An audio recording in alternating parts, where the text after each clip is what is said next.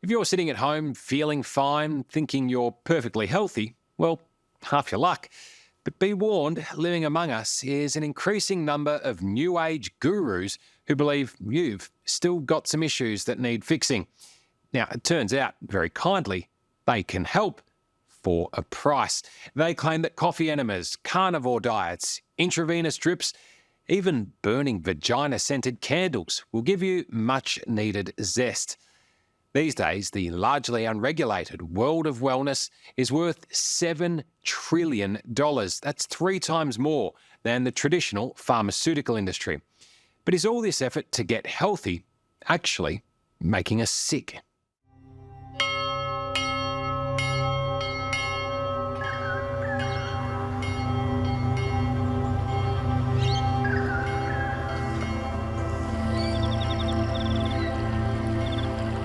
There's no better way to start an investigation into the wellness industry than by making sure my chakras are aligned with a bit of sunrise yoga.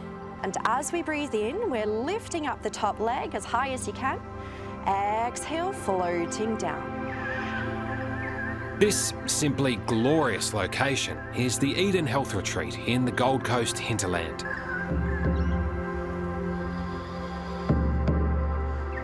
In an industry that's seen its fair share of flashes in the pan, this place is a mainstay of the wellness movement. Why do you think people come here? They're aware that something in life isn't right at the moment. And so they're coming for the space to pause and look at what it is that's not working. And it's space to really pause and reflect. Shona Phelps is the general manager at Eden, where for $700 a night, guests can keep it simple with some clean eating or branch out into some more left-field relaxation treatments like sound bowl therapy. Health and wellness is a long game. There's no quick fix. When you see some of the new health trends hitting the headlines each year, do your eyes sort of roll back in your head a little bit and you think, oh, here we go? Definitely. We've seen so many different practices come and go in the health and wellness space, and those that have stuck are the ones with integrity and evidence behind them. Wellness. Now, there's a word you don't hear every day. It means exactly what you might think it means, the opposite of illness. It was the late 1970s when wellness first burst onto the scene, and it's been evolving ever since. And because you're a woman, for much of your life you need iron. Much more iron than even a man. That's why we offer you 1-a-day vitamins plus iron. I don't know how I'm alive right now. But in the last few years, it's been turbocharged by influencers and podcasters across the world, all with a new must-have product that you simply have to buy if you're serious about your health. How bad do you want to feel good every day? And perhaps there's no more famous, or some might say infamous face attached to the modern wellness movement than Gwyneth Paltrow. When I started Goop in 2008, I was like, my calling is something else besides, making out with Matt Damon on screen or whatever. The actress is now worth $250 million thanks to her empire, Goop, which promotes everything from fitness trends to candles that, well, you can read the label. As we're recording this right now, you have a little IV, which is so on brand for both of us. We pod an IV at the same time. The most recent controversy was Gwyneth doing a podcast boasting about her intermittent fasting diet while simultaneously receiving nutrients through an IV drip. I love an IV. I'm an early IV adopter. Glutathione, I love to have in an IV. Kind of a random, more fringy one, phosphatidylcholine. That's my favorite IV when I can find them. They're quite hard to find. Yeah. And those make me feel so good. There's a lot of misunderstanding when it comes to wellness. But, trying to rationalize and convince somebody or a culture that's committed to misunderstanding you is an act in futility. Dr. Will Cole is one of Gwyneth's health besties, a regular face for Goop followers who runs his own wildly successful telehealth consultancy in one of the hottest trending areas of wellness, functional medicine. That new age practice is often dismissed by conventional doctors, but functional medicine proponents claim it uncovers the supposedly hidden causes that lead to people's chronic health issues. In generations past, if we were interviewing a doctor, it'd be some stuffy old guy with a stethoscope around his neck, and here you are, good-looking young rooster with healthy skin and a beautiful head of hair and a denim jacket. This is the changing face of health, I guess. Yeah, I hope so. I think that's good. I think that speaks to the world changing and sort of a breath of fresh air, maybe, in the conversations around health and wellness. Someone on my team said recently, it would be like going to a dentist with bad teeth. Hopefully I can look the wellness part. Do you wake up feeling refreshed? Are you more exhausted when you wake up? I feel more exhausted. But when you become a celebrity health figure, your services do not come cheap. An initial 1-hour telehealth consult with Dr. Cole will set you back more than $1,000. But still, many people can't get enough of this modern wellness guru. What's up, and welcome to The Art of Being Well. I am a leading functional medicine doctor. And as the kids say, he recently broke the internet as the host of that podcast where Gwyneth Paltrow revealed her controversial eating habits. I usually eat something about 12. And in the morning, I'll have some things that won't spike my blood sugar, right? So I have coffee, but I really like soup for lunch. I have bone broth for lunch a lot of the days. You've done so much work with Goop and with Gwyneth Paltrow, and she and her business, for a lot of people, either sums up everything that they love about wellness or everything that they absolutely hate about this industry. Why do you think she has become so polarizing here? I think that this is an example of selective outrage where people are hyperventilating about bone broth and intermittent fasting. Yes, intermittent fasting and bone broth could probably seem radical, but I think it's our disconnection that it's how far we've fallen as a society when it comes to optimal health that is considered radical. Oh, yes. Please remind me, Gwyneth, when were our Paleolithic ancestors sticking cannulas in their arms and giving themselves phosphatidylcholine in a bag? Oh, yeah, they weren't. When you hear the word wellness in 2023, what goes through your mind? Fad diets, coffee enemas, the carnivore diet, and useless IV drips when you can just eat food and drink water. This is Dr. Idris Mughal, better known on TikTok as Dr. Ids, where he's become a hit for calling BS on new wellness trends. As we can see here, these are some of the results from all of the individual studies showing that generally... He's dismayed that so many people are being sucked into fads that he claims aren't supported by medical science. And it is a tiny pediatric feeding tube that is going to feed me a perfect balance of nutrition for the next 10 days. The fact that there are individuals willfully putting these devices in is frankly disgusting. Bread is literally depression. Why? If you eat bread, you will get depressed. I had no idea bread was the seventh infinity stone, altering reality and creating mental illness from nothing. It's always got to be something inaccessible to the vast majority of people. Always got to be something that's hundreds of dollars. In your mind, is the wellness industry motivated more by health or by profits? Not by health at all. Profits. Absolutely. It's almost trying to make up a problem to get you to believe that you have an issue, and then you have your foot inside the wellness door. Everything you see is targeted towards you, right? And so if you've got an issue, well, amazingly, they've got the solution as well. Yeah, exactly. Spot on. So, and, you know, the way that the algorithms work now online and with what you search for on Google and what you see on your Instagram feed or your TikTok feed, you know, once you spend a bit of time looking at one thing, you'll get marketed everything else surrounding the same topic. Wellness has become complicated, slightly self-obsessed in a way. I find it actually becoming more constraining rather than liberating. You have 100 needles in your face, Elise. Just another day at the office. Elise Lunan lived and breathed the wellness culture as Goop's Chief Content Officer. The backdrop to this photo, a typically provocative marketing move for the brand. Goop describes itself as the tip of the wellness spear, and Gwyneth Paltrow said it simply wouldn't exist without Elise.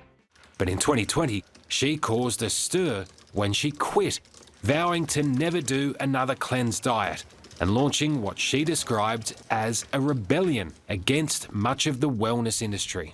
Why did you step back from your role? Ultimately, I don't want to think about marketing or advertising or business or margins. I want to write. I want to make a podcast. I want to think about the world outside of business constraints.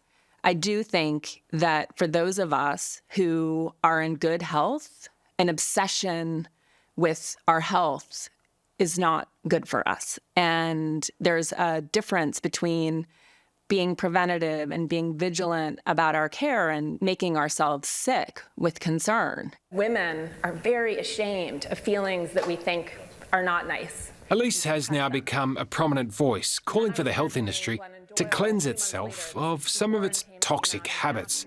She still believes there are plenty of positives in wellness, but instead is encouraging people to focus on what she calls wholeness, rather than sweating on the small stuff. I don't want to be my own doctor. I really don't, because I will give myself 5 to 6 diseases by lunchtime. Dr. Google is a pretty scary doctor. Dr. Google's terrifying. And, you know, my dad's a physician. I sometimes wear an Apple Watch, and I kind of had to stop. And I had a sleep tracking ring that I definitely had to stop using because I was compulsively checking my stats. And, you know, I kept texting my dad, well, it says that my, respiratory rate changed. What does it mean that my HRV is fill in the blank? And he was like, stop. Like, honey, stop. It means nothing. One of the biggest problems with the wellness industry is that because of people's obsession with looking for health advice online, the moderate voices are often drowned out by those with some of the most extreme viewpoints. You're a doctor? I am. When was the last time you ate a vegetable? Probably about 5.5 years ago. Why? Plants are trying to kill you.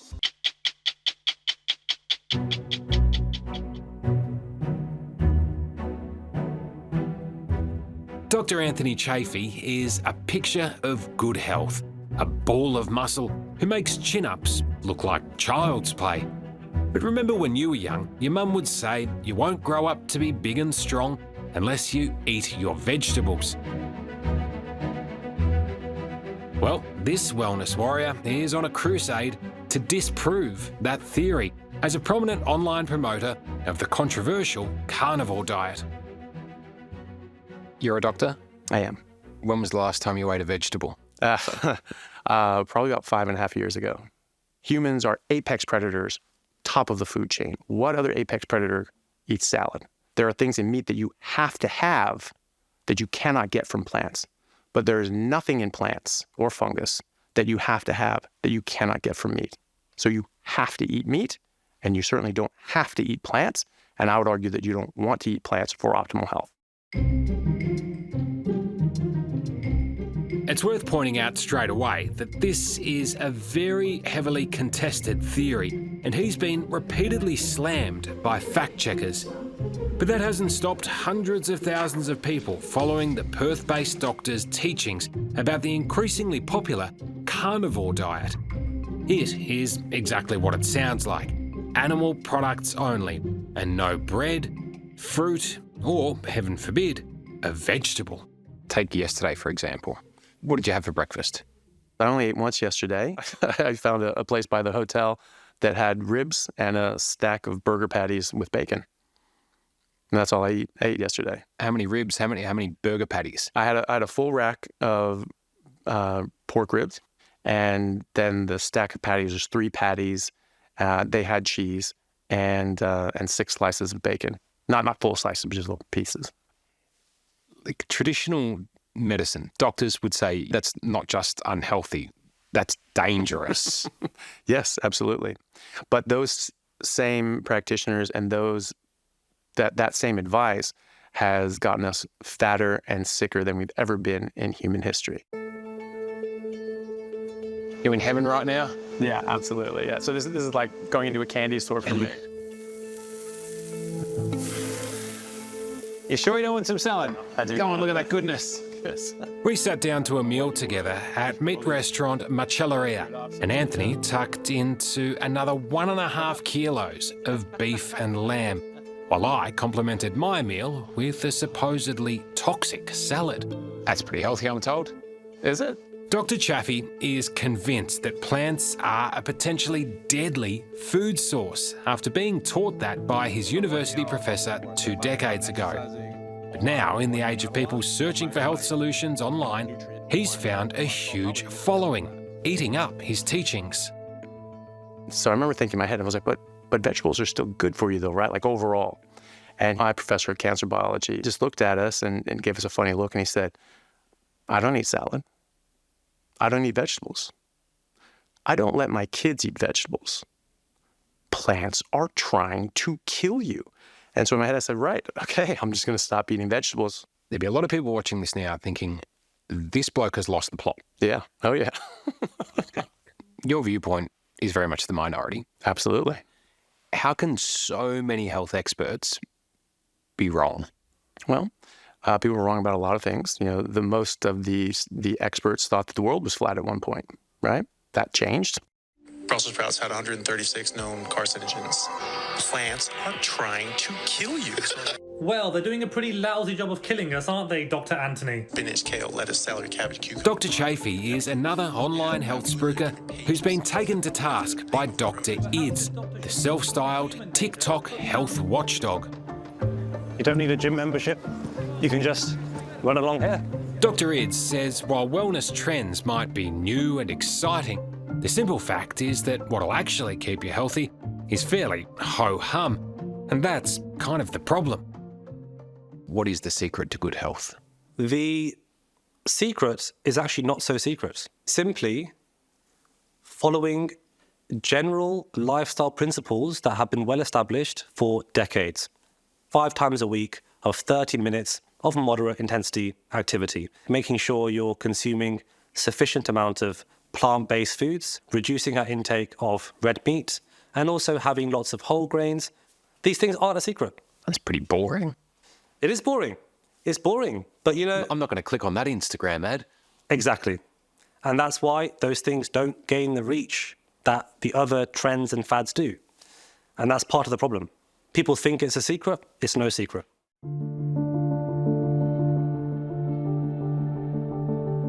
If you need living proof that too much focus on your health can be harmful, then meet Sophie Smith.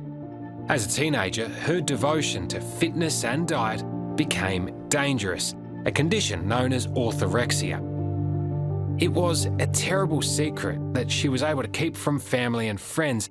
The only outward sign, her shrinking weight, clearly seen here, standing next to her identical twin. I was listening to all these external messages to tell me what to do to be healthy.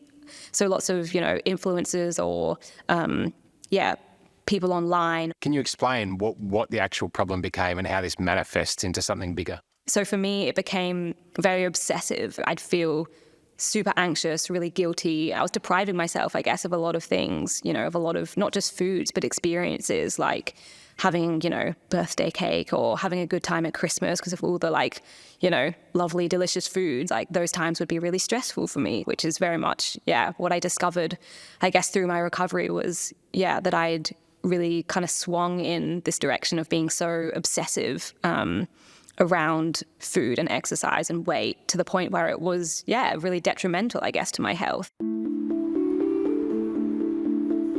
It was a long and painful road to rehabilitate. So these days, it's quite an achievement for Sophie to be able to browse a convenience store looking for a snack, a mission that previously would have had her fretting over the health implications drummed into her by online zealots. Now, she is the one in control of the narrative, working as an advocate, trying to expose the perils of our health obsession. What I see is a lot of people, not intending on getting an eating disorder, of course, but their intention initially is a bit of a health kick. But those things can very quickly, become a very slippery slope into an eating disorder. Sophie's definitely not the only one saying the industry needs a health check. In fact, it's led to a bit of court dispute playing out right now, involving one of Australia's most successful wellness influencers. I'm here for you, I've got you, and I created this formula for both of us. Do you think there are plenty of people within the industry that think, can someone shut this bloke up? All the time, all the time. I mean, there's people trying to shut me down right now.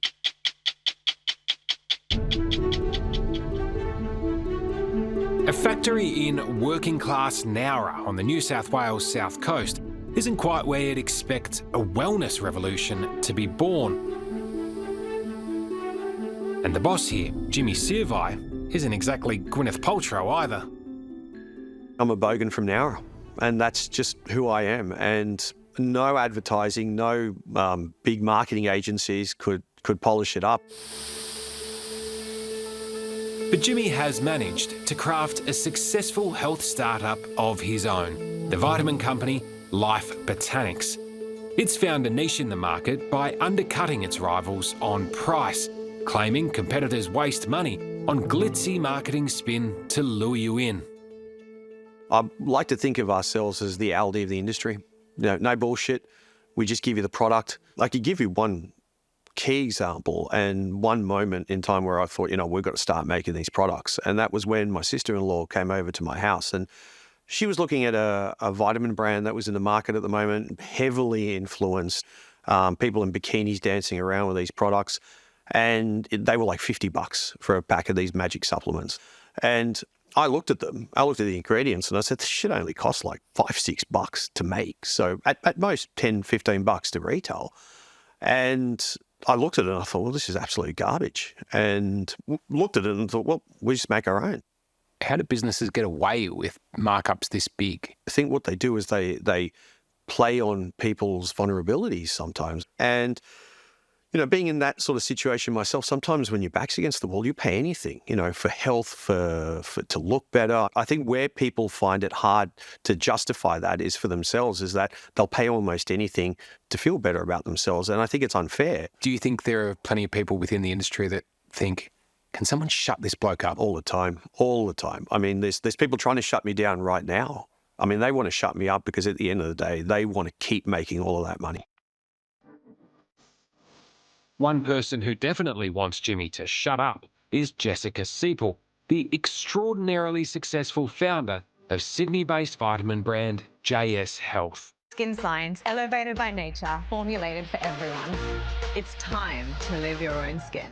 The 34-year-old entrepreneur's empire is now estimated at close to $500 million, having cultivated a huge following online with a beautifully curated social media presence. But there's nothing pretty about the spat she's now involved in with Jimmy Searvey. She's taken issue with the owner of Life Botanics doing price comparisons between their products to help promote his own vitamins, and disputes his claim that his products are identical. We had a very sophisticated way of advertising. We took a picture of their product and took a picture of our product, said, have a look at the back of theirs, have a look at the back of ours. If you like theirs, you'll love ours. Half the price. And that really upset the apple cart. It really upset the apple cart. So they said, we're going to launch action in the federal court. A bit nervous heading into court. First time, really don't know what to expect. Never sat in the courtroom before, never been in front of a judge. Are you channeling your Daryl? I am, 100%. I even watched it with the family on the weekend. And we travelled with Jimmy for one of the court hearings where he's accused of making misleading and deceptive claims. The dispute is ongoing, which is why Jessica Siepel decided not to speak with us. But win or lose, Jimmy is hellbent on continuing to hold a mirror up to the glamorous side of the industry. What really bugs me is that a lot of these businesses, affluent businesses. What they try to do is promote a different type of lifestyle. And what we're doing is we're just cutting through all that bullshit and saying to people, hey, you don't need to pay $60 for a pack of supplements. You can pay $20 and you get the exact same product directly from the manufacturer. Some people would say, this is just your marketing spin. Everyone's got their own sales pitch. Yours is, I'm the price point competitor. Well, I don't know if it's much about marketing spin, but it is my marketing angle, is the fact that we don't charge you brand tax. But at the end of the day, we're talking about people's health and nutrition. We're talking about health and nutrition for vulnerable people. And for me, it's important to make sure that people know the truth. Jimmy's far from the only person in wellness circles to raise concerns that the industry promotes this idea that you always have issues that need fixing at exorbitant costs. And many believe it stems from a kind of elitism. Do you think that's kind of the problem with wellness at the moment, that it is perceived as just being for rich white people? Yeah, I do think it's a problem. And look, I think rich white people should get healthy too. Dr. Will Cole concedes that the modern wellness movement often promotes a kind of health that is completely unattainable for the average person. It's not enough for us to be just, a white guy or a white girl and say, well, of a certain socioeconomic background, and say, well, that's what wellness is for. The access and tools and empowerment and education, there's a disparity there. That's why we have podcasts. That's why we have group telehealth models, to make them more accessible and more affordable, because it is an issue. But we have a long way to go. We're going to do a little test to see if your cerebellum is working well. Back at Eden Health Retreat, I'm learning I've got a lot to work on. Can you give me an OK symbol on the right hand? Yep. And a peace symbol on the left, and switch. Oh my God. And switch. And switch. Oh my God. So right now your brain is working both sides. How'd you go with this one? Did you do the OK and the peace? Fast as you can, back, forth. So this makes me feel better about myself now. The person that runs the joint struggles with it too. This is comforting. I also need to learn to do better. For the Health Retreats manager, Shona Philps, an important message for guests is that there is no one cure-all for achieving your wellness goals. Then we're going to inhale slowly through the left nostril. But in an era where we've never had more so-called experts telling us what to do, blocking out all the noise is actually a pretty good place to start. Did you have many people here that have come and tried, a fad diet or, a drastic lifestyle change and said, no, I think I just need to go back to the basics? Absolutely. I think I can speak for most of our guests have tried different things to find some balance in their lives, and there is no quick fix. It's a long game, so they are just discovering that every day that little change makes a big difference. I'll let you in on a secret. I'm not getting any younger, and neither are you. But we are getting bigger and bigger, and that's not good.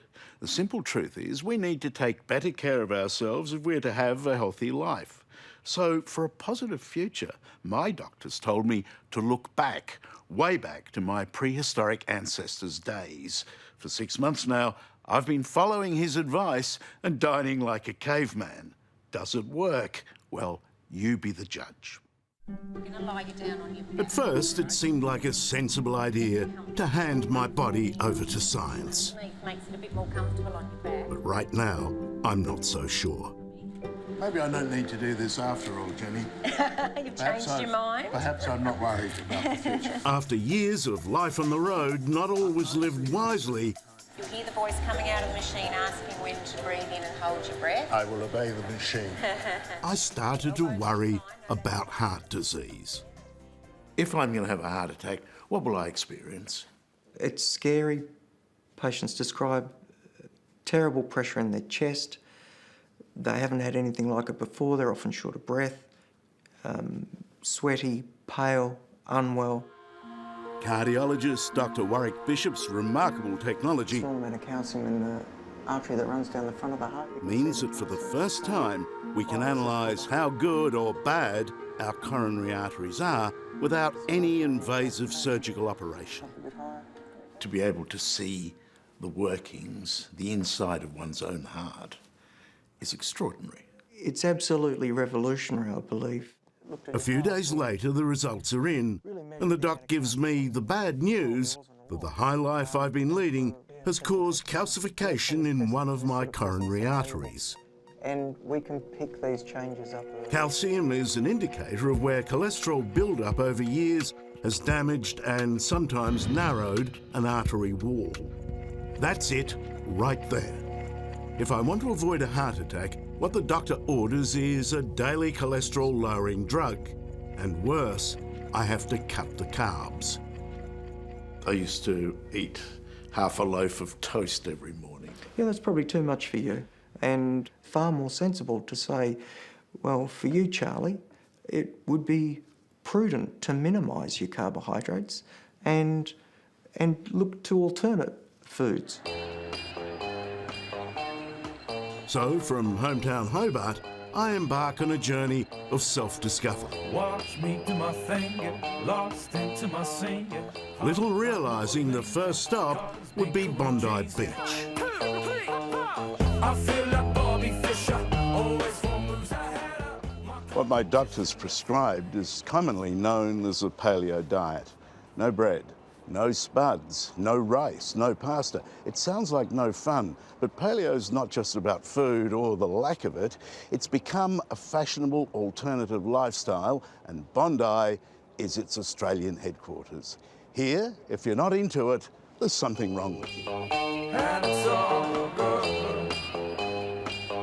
And it's all good. People, converts to paleo, are almost claiming that there's this seedy underbelly of conspiracy theories at work in the nutrition industry. And, you know, despite what the government says, that things like dairy and grains are evil. Cheese is the devil, basically. You know, you can forget crooked politicians. Cheddar is the new enemy of the state.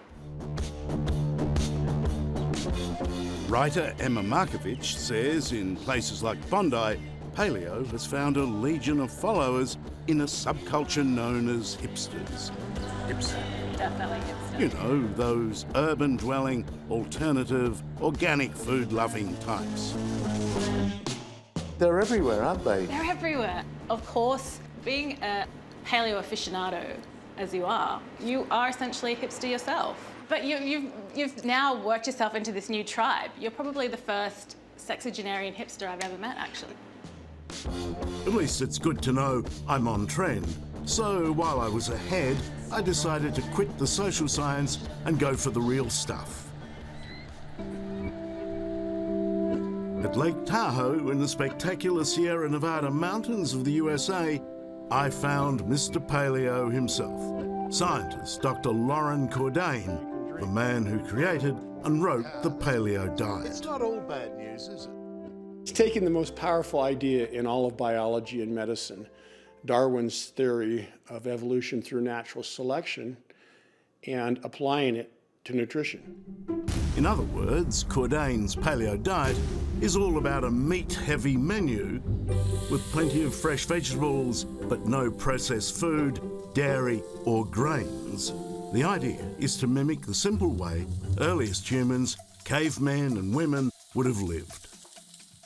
The idea is to emulate the foods that they ate and avoid the foods they didn't eat. And so it's you were to forage for food, there's one combination you would not ever be able to find in natural food. And that combination is carbohydrate and fat. It doesn't occur together. And we have food processors that mix fat and carbohydrate together. And you know what? If you put a little dash of salt in it, it even makes it more delicious. Dr. Cordain says turning the official food pyramid on its head is not really that difficult, and that it doesn't necessarily turn us into primitives. When we focus on eating real foods that our tastes guide us to, then we're in good shape. When we eat processed foods that our taste guide us through, we're in bad shape. Oh, perfect. And if I can do it, anyone can. Paleo is an easy diet to follow. Even a glass of red wine is okay. And so if you focus on the outside aisles of the supermarket, where you find the fresh fruits, the veggies, the seafood, the meats, the eggs, those are the foods that are central to this. And if you stay away from those middle aisles where the cookies and the potato chips and the flours and the refined sugars are, you're about 85% of the way there.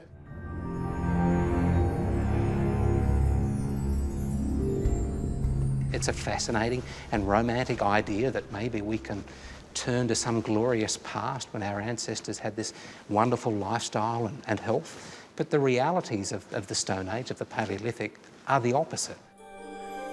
Darren Curnow is a paleontologist from the University of New South Wales. He recreates a remote past through the study of fossils. He thinks a paleo diet is a theory that faddists have taken too far. The problem is when we look at the evidence, when we look at particularly the human genome, we see that there's really nothing to support this idea. Here at the Australian Museum, Professor Curnow makes no bones about it. Paleolithic man, he tells me, just ate whatever he could to survive. The problem for us is that we don't know whether they're very representative of what our ancestors really ate. If we think about the paleo diet, I would imagine that most people on it are upper middle class Westerners, probably of largely Anglo descent. And the reality is we have no idea really what our ancestors ate in the UK, say, if we go back beyond about 5 or maybe 10,000 years. About 1 million years ago, huge creatures like this, called megafauna, were common all over the world. Then, about 50,000 years ago, they suddenly disappeared. We think that Stone Age man ate them, that these great lumbering packages of meat were the first casualties of the paleo diet. I don't think I'd be starting with this. It's a bit fierce. I've actually got a very nice recipe for crocodile tail. Really? Deep fried, crumbed, and with a very nice lemon butter sauce. According to Curnow, it's not good science to simply pick and choose those parts of the caveman diet we want to mimic and exclude those parts we definitely don't want. In fact, we've got to have the whole package. And the whole package even includes things like cannibalism, you know, the kinds of foods that were being eaten in the past, some of which are now quite rightly outlawed. But, you know, we were eating grandmother sometimes. And That's a scary thought. Best not mention it to the hipsters at Bondi, nor to their grandmothers.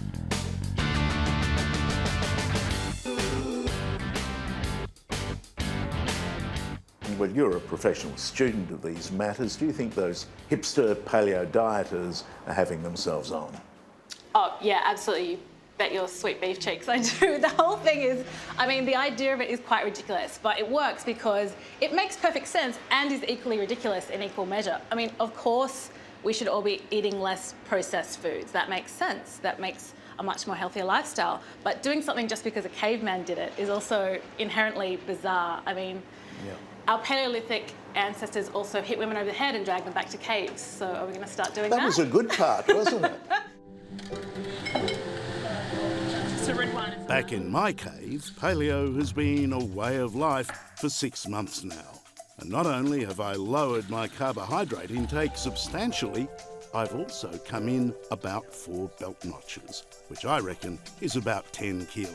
Look, I've wasted away. Are you a skinny husband now? I hope my arteries appreciate that I've replaced roast potatoes with cauliflower. They're not for you. I won't be touching. And I trust my poor dinner guests are interested in carbs and the price of cauliflowers. Crisp like. But after listening to all the arguments, I hope I've made the right decision. The grandfather of paleo, Dr. Cordain, certainly thinks so. And when I see people who have lost an enormous amount of weight, who now can lead a normal lifestyle or defeat a disease that was killing them, I love that. And at the end of the day, what really makes me happy is to see I've changed people's lives.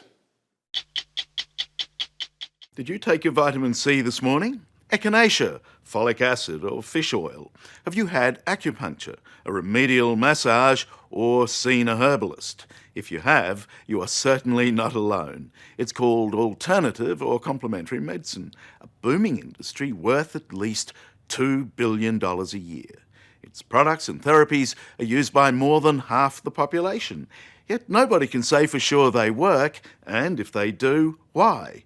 Even the experts seem divided. Some say science should keep an open mind, others that it's all in the mind, mere witchcraft, a waste of money, and maybe even downright dangerous.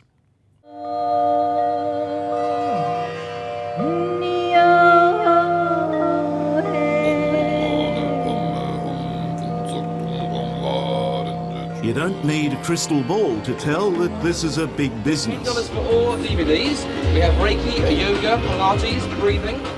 And at the rate it's growing, Australians will soon be spending more on alternative pills and alternative therapies than they do on conventional medicine. What's this? Come on. Wheatgrass wheatgrass juice. It helps build your body up and clear the toxin from your body. This is the Mind, Body and Spirit Festival in Melbourne recently. A sort of medical convention for the unconventional. Got a sinus problem? Prescription antibiotics can't hold a candle to this treatment. The medical profession can't pretend that this is not happening. It is happening. The revolution is here. I chose to submit myself to William Twofeather, a traditional Apache medicine man. Yeah. I don't like taking pills or potions, but Twofeather asked me to swallow nothing more than the extraordinary idea that sound, tone and vibration can repair the ravages of a long journalistic life. It'll be an unusual and an extended treatment. Time enough to ponder whether I'm entering the twilight of rationality or the new dawn of modern medicine.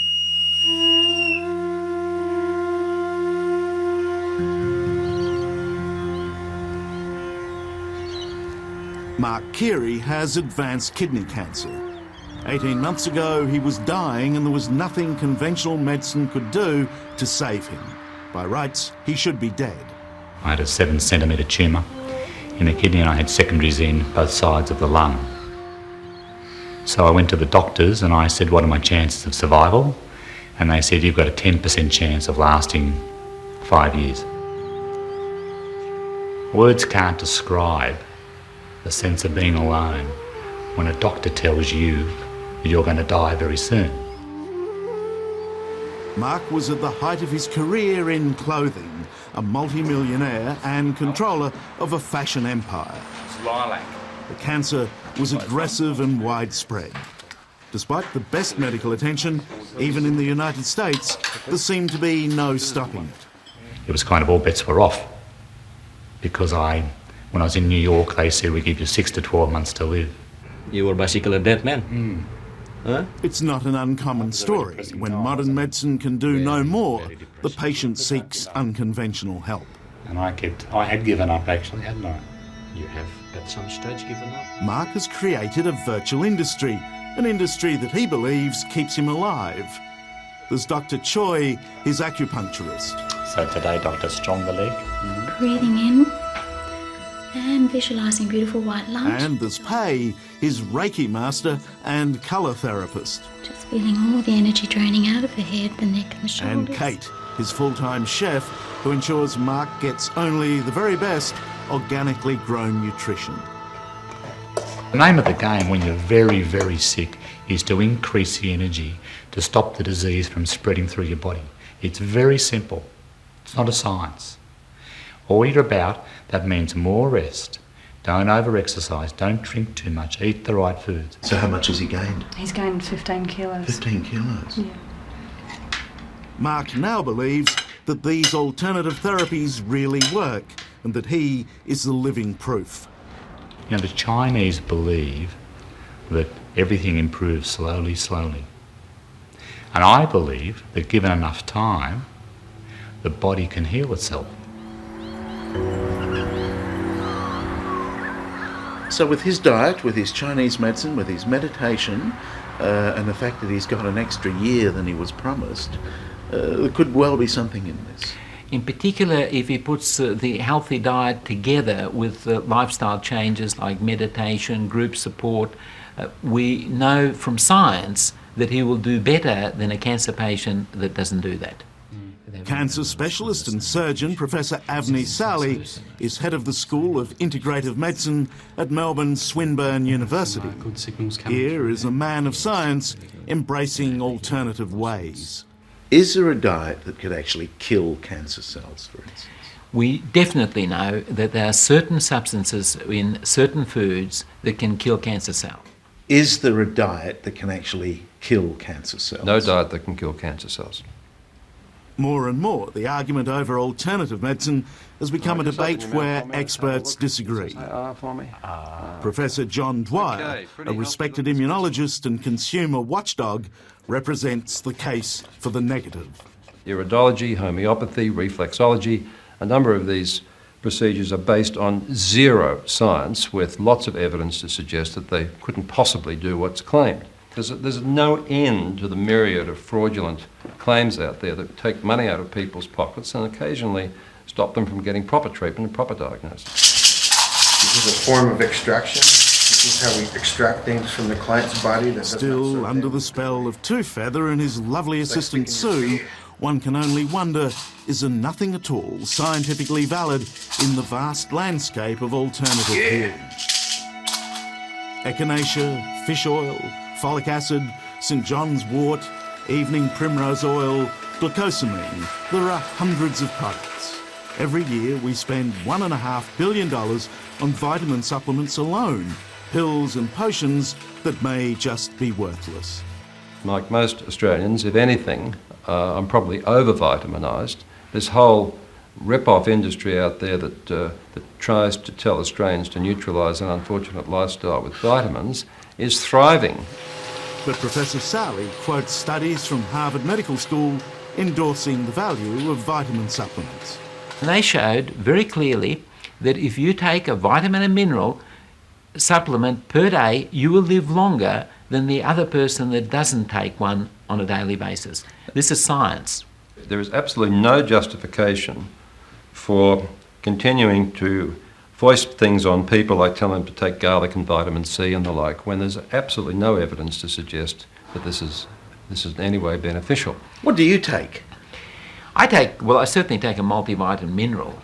And we know that despite the fact that Professor Dwyer doesn't think vitamin C is very good, in fact there are numerous studies, and one of the most recent ones is one showing that vitamin C and E was protective against Alzheimer's disease. Have you got the coupling of the electrodes there? Professor Sali believes in keeping an open mind, but a scientific focus. Once you analyse all the activity... Here, his team is researching the benefits on brain function of a compound extracted from pine bark.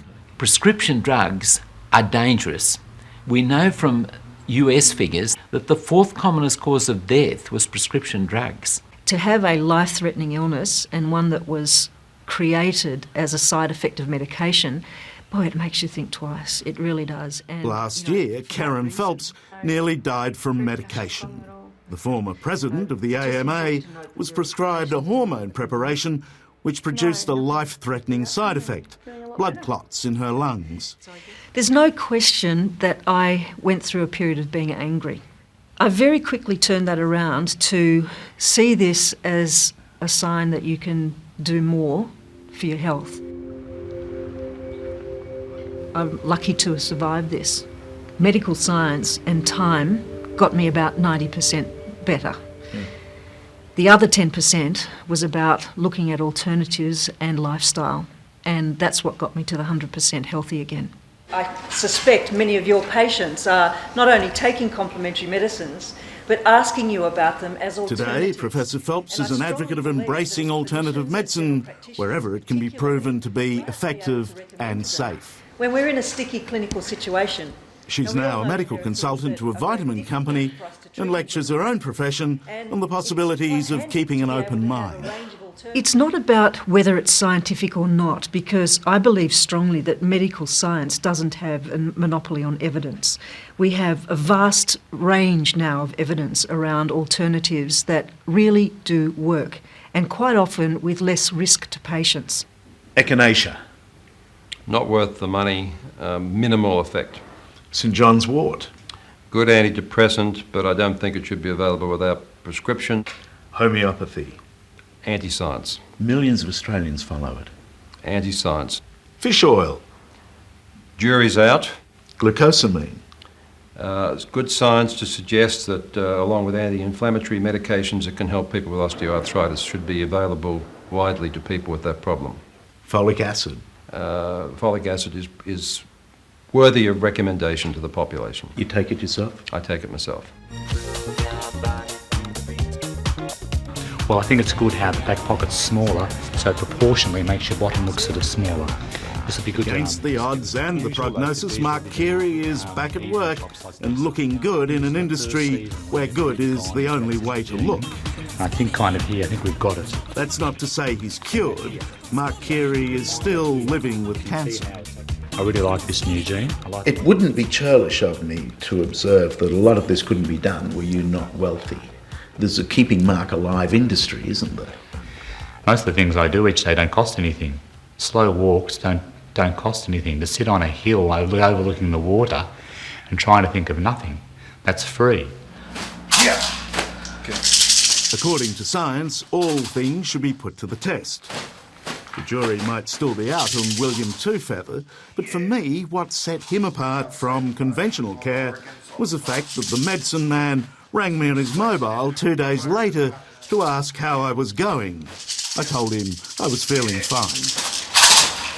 So if anybody's willing to come and help me out with this kind of work, it's very simple. I'm twofeather.net. This is a story of seeming contradictions, typified by the Apache medicine man with an internet address. The former head of the quite conservative AMA, embracing other medicines and other ways. And of course, Mark Carey, this week still walking in the sunshine and marvelling at the world. Well, I look upon each day as a blessing, number one, so when there's a nice day like this, I want to spend as much time outside. That means... For Mark, the question of scientific proof is merely academic. For him, the fact that he's still here is proof enough. How can you know for sure that it's been these strategies that have prolonged your life, maybe even saved it? Well, how else can you argue with the fact that 18 months ago I was a walking skeleton? I mean, I'm much stronger than I've ever been. I feel healthier than I did 5 years ago. Now, conventional experts will say that this sometimes happens. Sometimes there is a remission. Well, isn't that a good thing? You're meant to be dead now, and you're sitting here looking terrific. As I sit here today, I'm a miracle.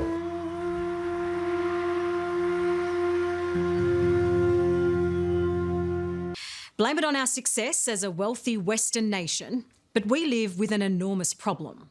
Our size. Too many Australians are too big. Everyone knows excess weight is bad for our health, but battling the bulge is a fight too few of us win. And that's the reason drugs like Ozempic are so in demand. They promise a quick fix to losing kilos, even though they're not designed as weight loss remedies. But users beware. The Ozempic hype is starting to wither, replaced with the reality that it and similar drugs are very risky, even deadly.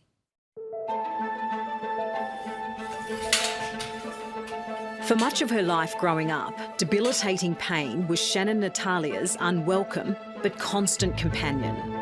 It was an agony made worse by not knowing what caused it or how to fix it. It feels like you are in a wetsuit and fill the inside of the wetsuit with like just sludge and heavy, heavy sand. And then you're having to walk around in that wetsuit and it's just strapped to your legs. After years of scratching their heads, in 2020, doctors finally diagnosed Shannon with lipedema, an incurable disease that had produced an abnormal build-up of fat in her lower body. At first, pain management was limited.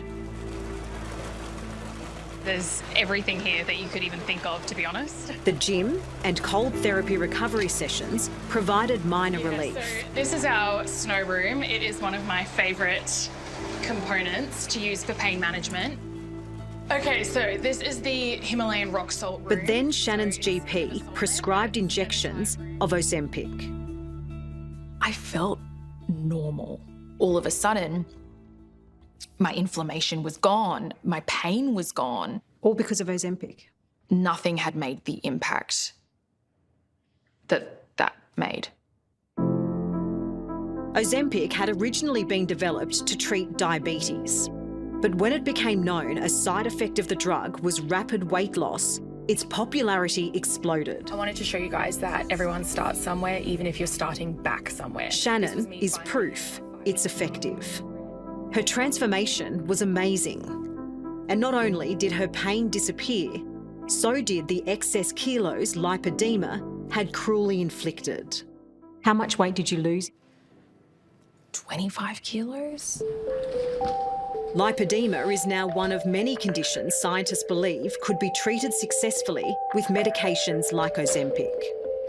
And with a mass of enthusiastic spruiking from social and mainstream media, it's no surprise these products have taken on the label of wonder drugs.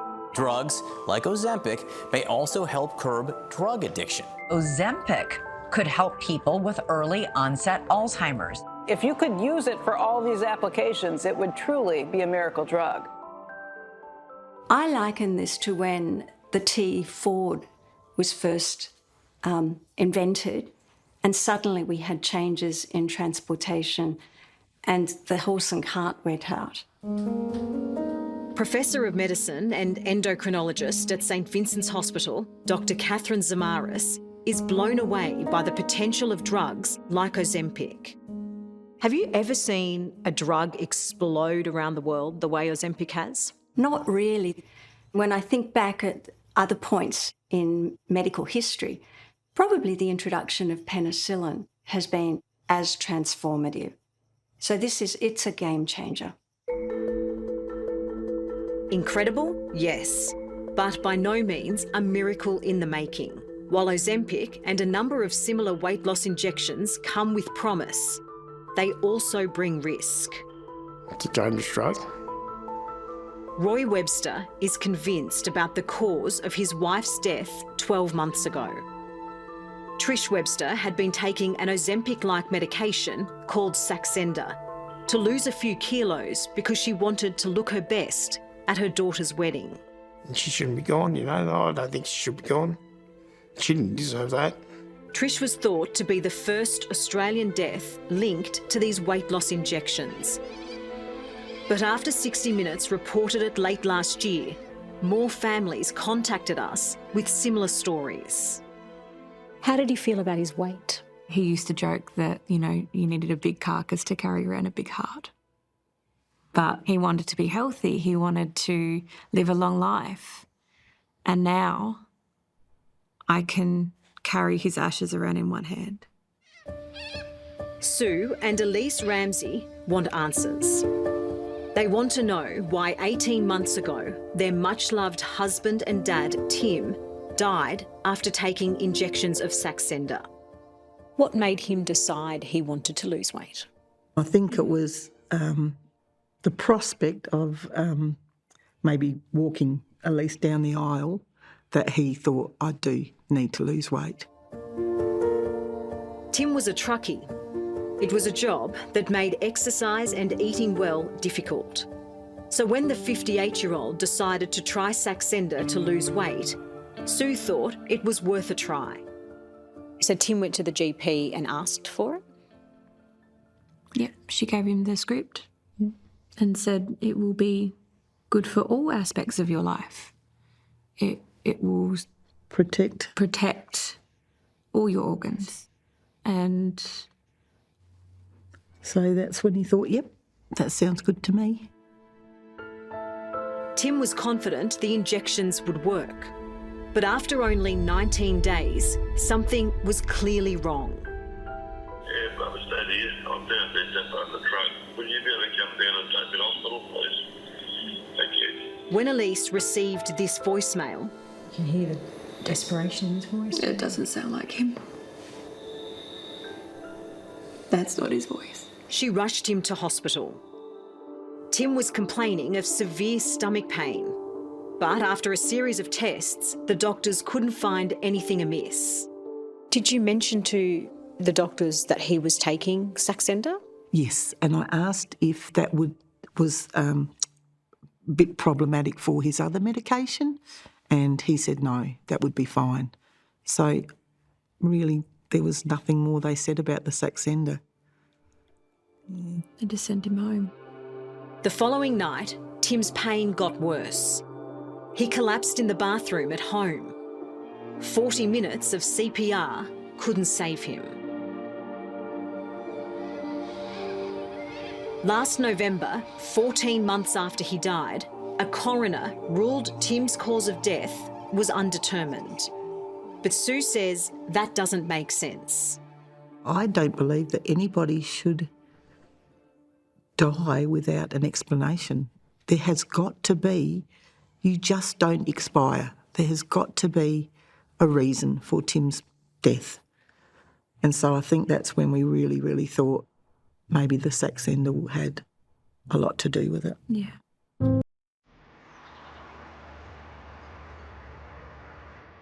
You just do not expect to find your daughter on her knees in front of the toilet bowl, dead.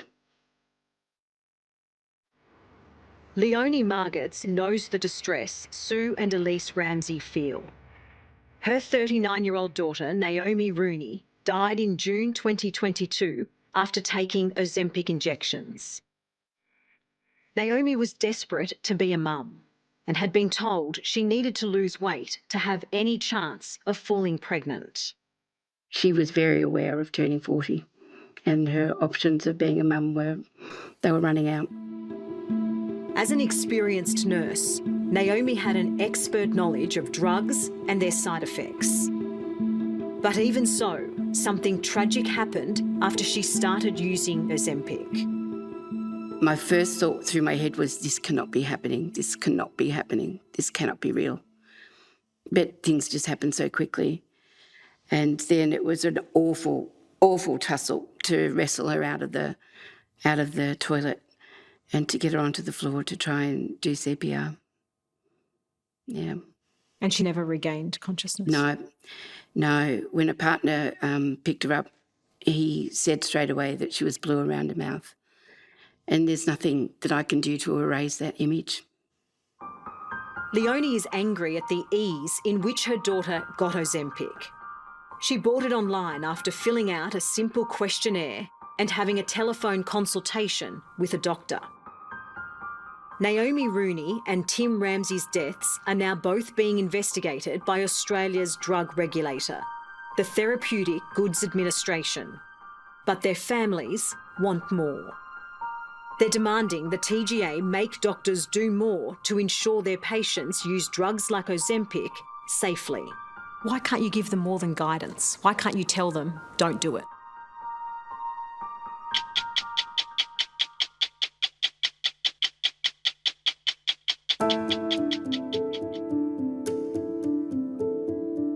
Ashley Keenan was the perfect patient to be prescribed Ozempic. The Canadian has diabetes and is overweight. But the drug that was supposed to save her life almost killed her. I was only on Ozempic for about 4 months when I ended up in the ICU, an intensive care unit, for 10 days. I nearly died. Ashley suffered what's now emerging as a serious concern, a severe gastrointestinal reaction to the drug. The doctors told me it was what they call a perfect storm. The side effects of the Ozempic gave me pancreatitis. The pancreatitis caused me to vomit uncontrollably. I actually remember one of the ER doctors telling me that he roped in every specialist that he could so that he could try to save my life. Despite her near-death experience, Ozempic had been doing what it's become famous for. Ashley was losing the kilos. But when she stopped taking the drug and returned home from hospital, she quickly put weight back on. What she did next was confounding. I'm quite ashamed of this. At one point, I actually went back on Ozempic because I hated how much weight I had regained, and my doctors gave it to me. They said, okay, well, we're going to monitor you more closely this time. And after 2 months, I had pancreatitis again. It made me realize, like, okay, this medication is harmful. Doesn't that show the power of this drug, though? Even though you nearly died, you went back for more. I know it's not something I'm proud of, but it did really open my eyes to how I thought about myself and my body. Ashley's experience is what Dr. Mahia Etmanan has been researching at the University of British Columbia. He's been studying the increased prevalence of gastrointestinal issues in people taking Ozempic and similar drugs for weight loss. What he found worries him. We looked at the risk of 4 gastrointestinal type conditions, and I can say on average there was an added increase in risk of around 0.5% in absolute terms. Why were these findings concerning to you, Doctor? Because although the 0.5% on the surface may not seem like a large number, when we consider that millions of people around the world are taking these drugs, it could translate into a relatively large number of people affected. In fact, Dr. Etmanan calculates the current Ozempic craze means several 100,000 people could be suffering potentially deadly side effects. But back in Australia, Professor Catherine Zamaris says the risks can be mitigated with proper medical care. Doctor, are these drugs safe? Used appropriately, cautiously, guided by experts, these drugs are very safe. Currently, Ozempic is only approved by the TGA to treat diabetes. It's no secret that drugs like Ozempic are landing in the hands of people who shouldn't be on it. Why do we need to be cautious? We need to be cautious because these drugs have adverse effects. And these adverse effects can be really very severe. But this can be prevented, but you have to be advised how to do that. And a handout and an internet consultation is not enough. One needs to see an expert. These can be dangerous drugs if they're left in the hands of people. We don't leave matches in the hands of children. We shouldn't leave these drugs in the hands of people. It has to be supervised. And the benefit of these drugs, I don't think, should be overlooked. But they're not the silver bullet for weight loss. Professor Robin Langham is the Chief Medical Advisor at the Therapeutic Goods Administration. One of her roles is to investigate adverse outcomes associated with pharmaceutical drug use. She's well aware of the tragic cases of Trish Webster, Tim Ramsey, and Naomi Rooney, but is guarded about whether their deaths could impact the use of Ozempic-like drugs in Australia. Clearly, anytime anybody loses a loved one in association with a drug that they've been prescribed or a device that they've been using is just absolutely devastating. And, we really feel a responsibility. Every death that's reported to us is investigated, and if we do see that there's a need to change the messaging with the drug, the information that goes with the drug, or even in some cases to withdraw the drug, then we have the power to do so. Is a recall something you're considering? A recall is a very serious decision that we'd make, and only done when the risks are completely outweighing the benefits of these drugs. Determining that will take time. But more immediately, Professor Langham warns of another danger. At present, GPs should only prescribe Ozempic for the treatment of diabetes, not weight loss. But the reality is, many doctors are simply ignoring the guidelines. Our guidance to doctors is that they focus the use of the limited amount of Ozempic that's in the country, that they focus the use of that Ozempic on patients that have type 2 diabetes. Why can't you give them more than guidance? Why can't you tell them, don't do it? Our work is guided very much by the legislation that we have, and we don't have the powers to mandate. It's less than 1% of people who have these adverse effects, but that's still somebody's dad, it's still somebody's sister, it's still somebody's loved one. Absolutely. It's a very serious and very tragic problem for the families that are concerned, and we don't wish to minimise that at all. But there's yet another frustration faced by the TGA. The success of Ozempic for weight loss has caused a worldwide shortage of the product. And that's led to a growing practice by pharmacists to make their own versions of the drug. For patients that are receiving compounded semaglutide type products, this is not Ozempic. This is not the drug that has been extensively evaluated and tested and approved for its safety and its efficacy. It's a dilemma. What to do about the use of Ozempic and drugs like it for weight loss? Shannon Natalia is convinced they work. The families of Tim Ramsey and Naomi Rooney say otherwise. For many of us, the desire to be thinner is overwhelming. But at what cost? What's your warning to people who would be watching this and they know they shouldn't be on it? I don't think people who want to fit into a frock for their school reunion or look good on their social media should be using this. I think that that's a complete waste of time and dangerous and preventing people who need the drug from accessing it.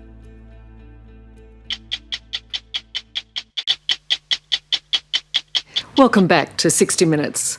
I've known Peter Fitzsimons for more than 25 years, so I know he doesn't mind me being, well, a little blunt. At his peak, the rugby international was one of our leanest and meanest athletes. But after the Wallabies, a sedentary life, junk food and too much grog took its toll on his physique. Peter got fat. But then a midlife epiphany changed everything. Now, more than 40 kilos lighter and altogether happier, the new Peter Fitzsimons wants to share his simple secret of transformation. Okay, 3, 2, 1, go!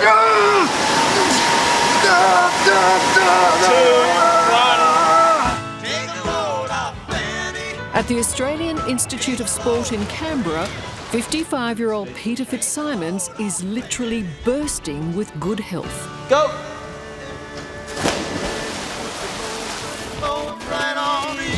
Timed, scanned, and pushed to the very limits of endurance. Come on, 15 seconds. Keep going. He's undergoing an exhaustive battery of tests. Keep going. Okay, good work. 15 minutes. Proving that not since he last played rugby for Australia has he been so fighting fit. The referee's whistle is going overtime. Going from where you were to now being in the top 16% for your age in terms of body fat is just an outstanding result. And your VO2 max puts you in the excellent range for your age. So you really should be congratulated. It's probably the best comeback since Lazarus. Peter, I feel like you've had some religious experience. I've lost nearly a third of my body weight, and I just feel, if I may say, fresh and young and strong. And I had forgotten that feeling. It all began 4 years ago when Peter hit the scales at a whopping 152 kilos. The former Wallaby realised something had to give. Just over there, we've got very steep stairs up to our bedroom. And about 4 or 5 years ago, I walked up and I was at the top. And I was thinking, I'm getting old. And I was wrong. I wasn't getting old, I was getting fat because I'd put on so much weight. Frankly, anybody out of breath on the way to the bedroom is a bad sign. Peter Fitzsimons is the first to admit he has an obsessive personality. After he hung up his rugby boots, his ferociousness on the field was applied to his writing as a journalist and author. He did nothing by halves, and that extended to everything he ate and drank. I mean, I look back on how much I was consuming, it's just madness, absolute madness. You know Edward Scissorhands? Okay, I'm kid you not, they call me Peter Hooverhands. I can move my hand over a plate of party pies and just... There would be many a night that I would have knocked back 1 bottle of wine, 2 bottles of wine and every bit of dessert and probably some off your plate too. And that's just in my nature. So your nature is excessive. Yes. People say drink in moderation and eat in moderation, which is fabulous for moderate people. But I put it to you, if you're 140 kilos, ipso facto, you're not a moderate person. You tend towards extremes, and I'm that.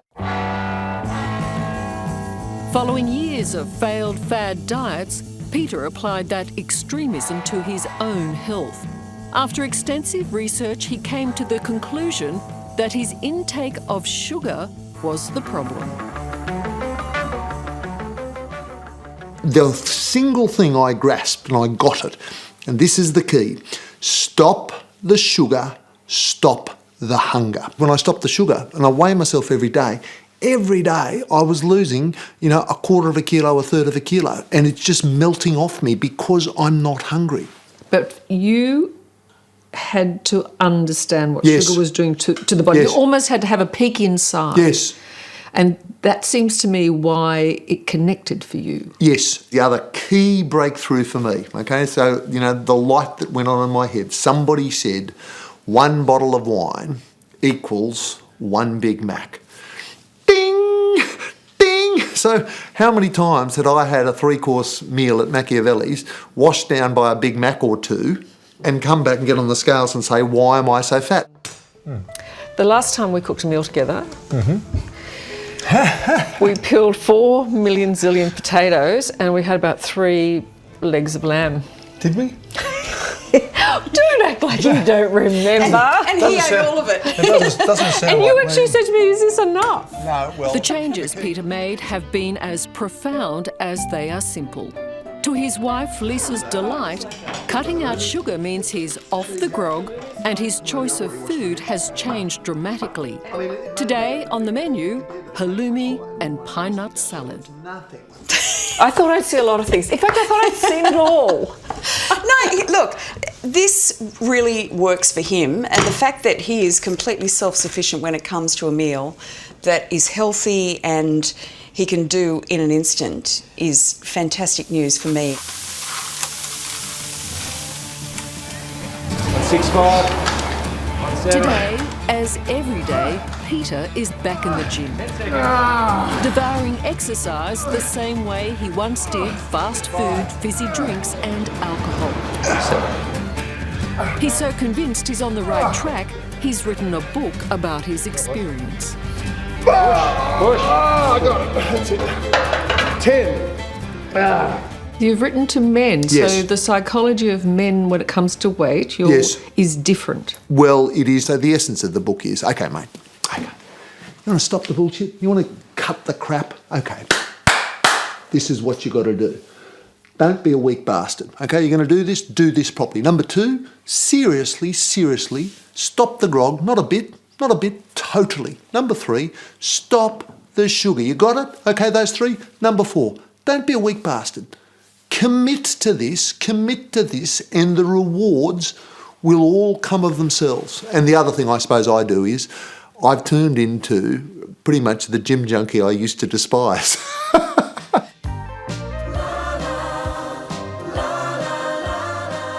Two-thirds of Australian adults and a quarter of our children are overweight or obese.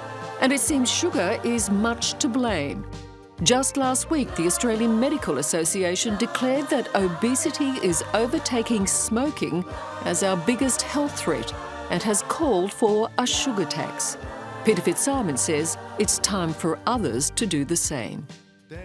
Why aren't the professional health associations, whose job in life it is to bring this to the people, why aren't they putting this front and centre instead of this carefully calibrated, well, it's everything in moderation and it's the macronutrients and the micronutrients and sugar's one of them, but you've also got to, stop the crap. How hard is this? And organisations like the Dietitians Association of Australia should shout it from the rooftops. That's your job.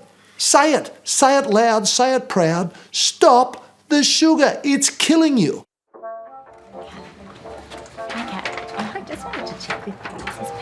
The fact of the matter is, there's nothing nutritionally good for us in sugar, is there?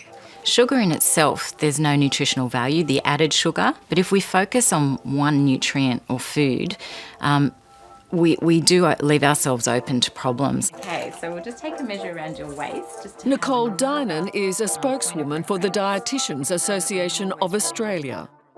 So you can't say that sugar's bad? So there's no one dietary villain. I mean, sugar's not a villain? Sugar can be considered as something that we need to reduce in our diet, absolutely, but it's not on its own in contributing to the problem that we have globally. Well, the Australian Medical Association has decided that sugar is a villain. Why can't the Dietitians of Australia say that? We're not condoning sugar by any stretch of the imagination, but what we're trying to do is be realistic. Part of the problem for me is Dietitians Association of Australia has various sponsors, corporate partners, associates. They're getting lots of money from people that are putting out sugar. So you think this is a conflict of interest? Totally. The Dietitians Association is the nation's peak body that looks out for our food choices. It receives money from corporate partners, big companies like Nestle and Campbell Arnott's. Is the Dietitians Association of Australia having difficulty with putting out a clear message about sugar because of your relationships with companies that do produce big sugary products? Our message is not at all influenced by those big companies, and we work really hard to maintain our independence. They have no influence whatsoever. Absolutely on what comes out of influence. the Dietitians Association of Australia. Absolutely no influence. We absolutely do not support branded products. What we do is we work with the company as a whole, and our job is to actually influence them from the inside out to help make their products healthier. Trees swaying in the summer breeze. Going to the coalface. Yes, I'll take you in and show you exactly where it's all happened. Where the message is getting through is here at Melbourne's Alfred Hospital, where a quiet revolution against sugar is taking place. A world-first trial led by Head of Health Promotion, Kirsten Corbin. Okay, so there are the drinks. That's right, and those glass-fronted fridges there, you'll just see the green and amber choice drinks, so those healthier options. It began in the main cafe. The sugar-laden drinks were hidden from view and replaced by healthier options. That's right. They were still available if people knew to ask for them. They'd be handed to them from a fridge that was below the counter and out of sight. Sugary drink sales fell by a third, but to everyone's surprise, the sales of healthy drinks rose by the same amount. It was a win-win for the cafe and its customers. Well, that gave us a lot of confidence to start looking at some other things we can do with drinks. So we looked at our convenience store. We also looked at our vending machines. We had to go at changing the pricing. So we made our sugary drinks 20% more expensive than all the other options. You imposed your own sugar tax? Virtually we did, yes. Yep, we did. And we got the same outcome. So people kept buying drinks at the same rate and they bought the least healthy drinks less often. So they substituted towards healthier choices. And was the customer complaining? They certainly weren't complaining, and that really surprised us. So at the end of the 6 months, we asked 200 people what they thought of the intervention, and actually 2 out of those 200 had even noticed the change. This is your traffic light system. So successful was the experiment, it has now been expanded into other hospitals, as well as into food. Nice one. It's called nudging, isn't it? It is called nudging, yes. It's a polite nudge. It is, and I think we get nudged in lots of parts of our life all the time. So big food companies often nudge us towards choices that are good for those big food companies, not necessarily good for our health. So I guess our trials are an example where we're trying to use those same principles for the greater good or for the good of public health.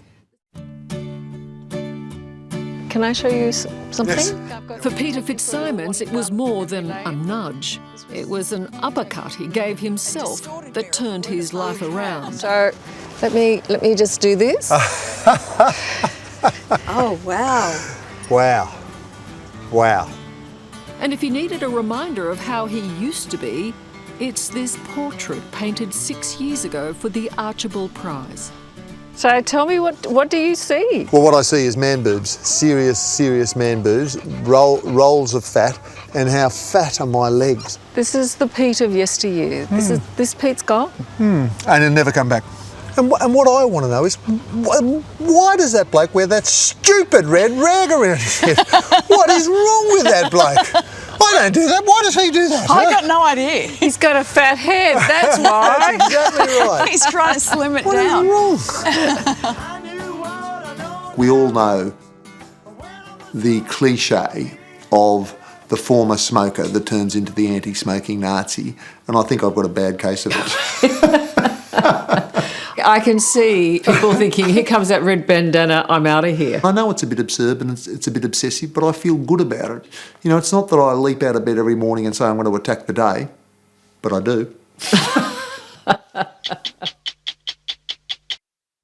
Some people will do just about anything to lose weight.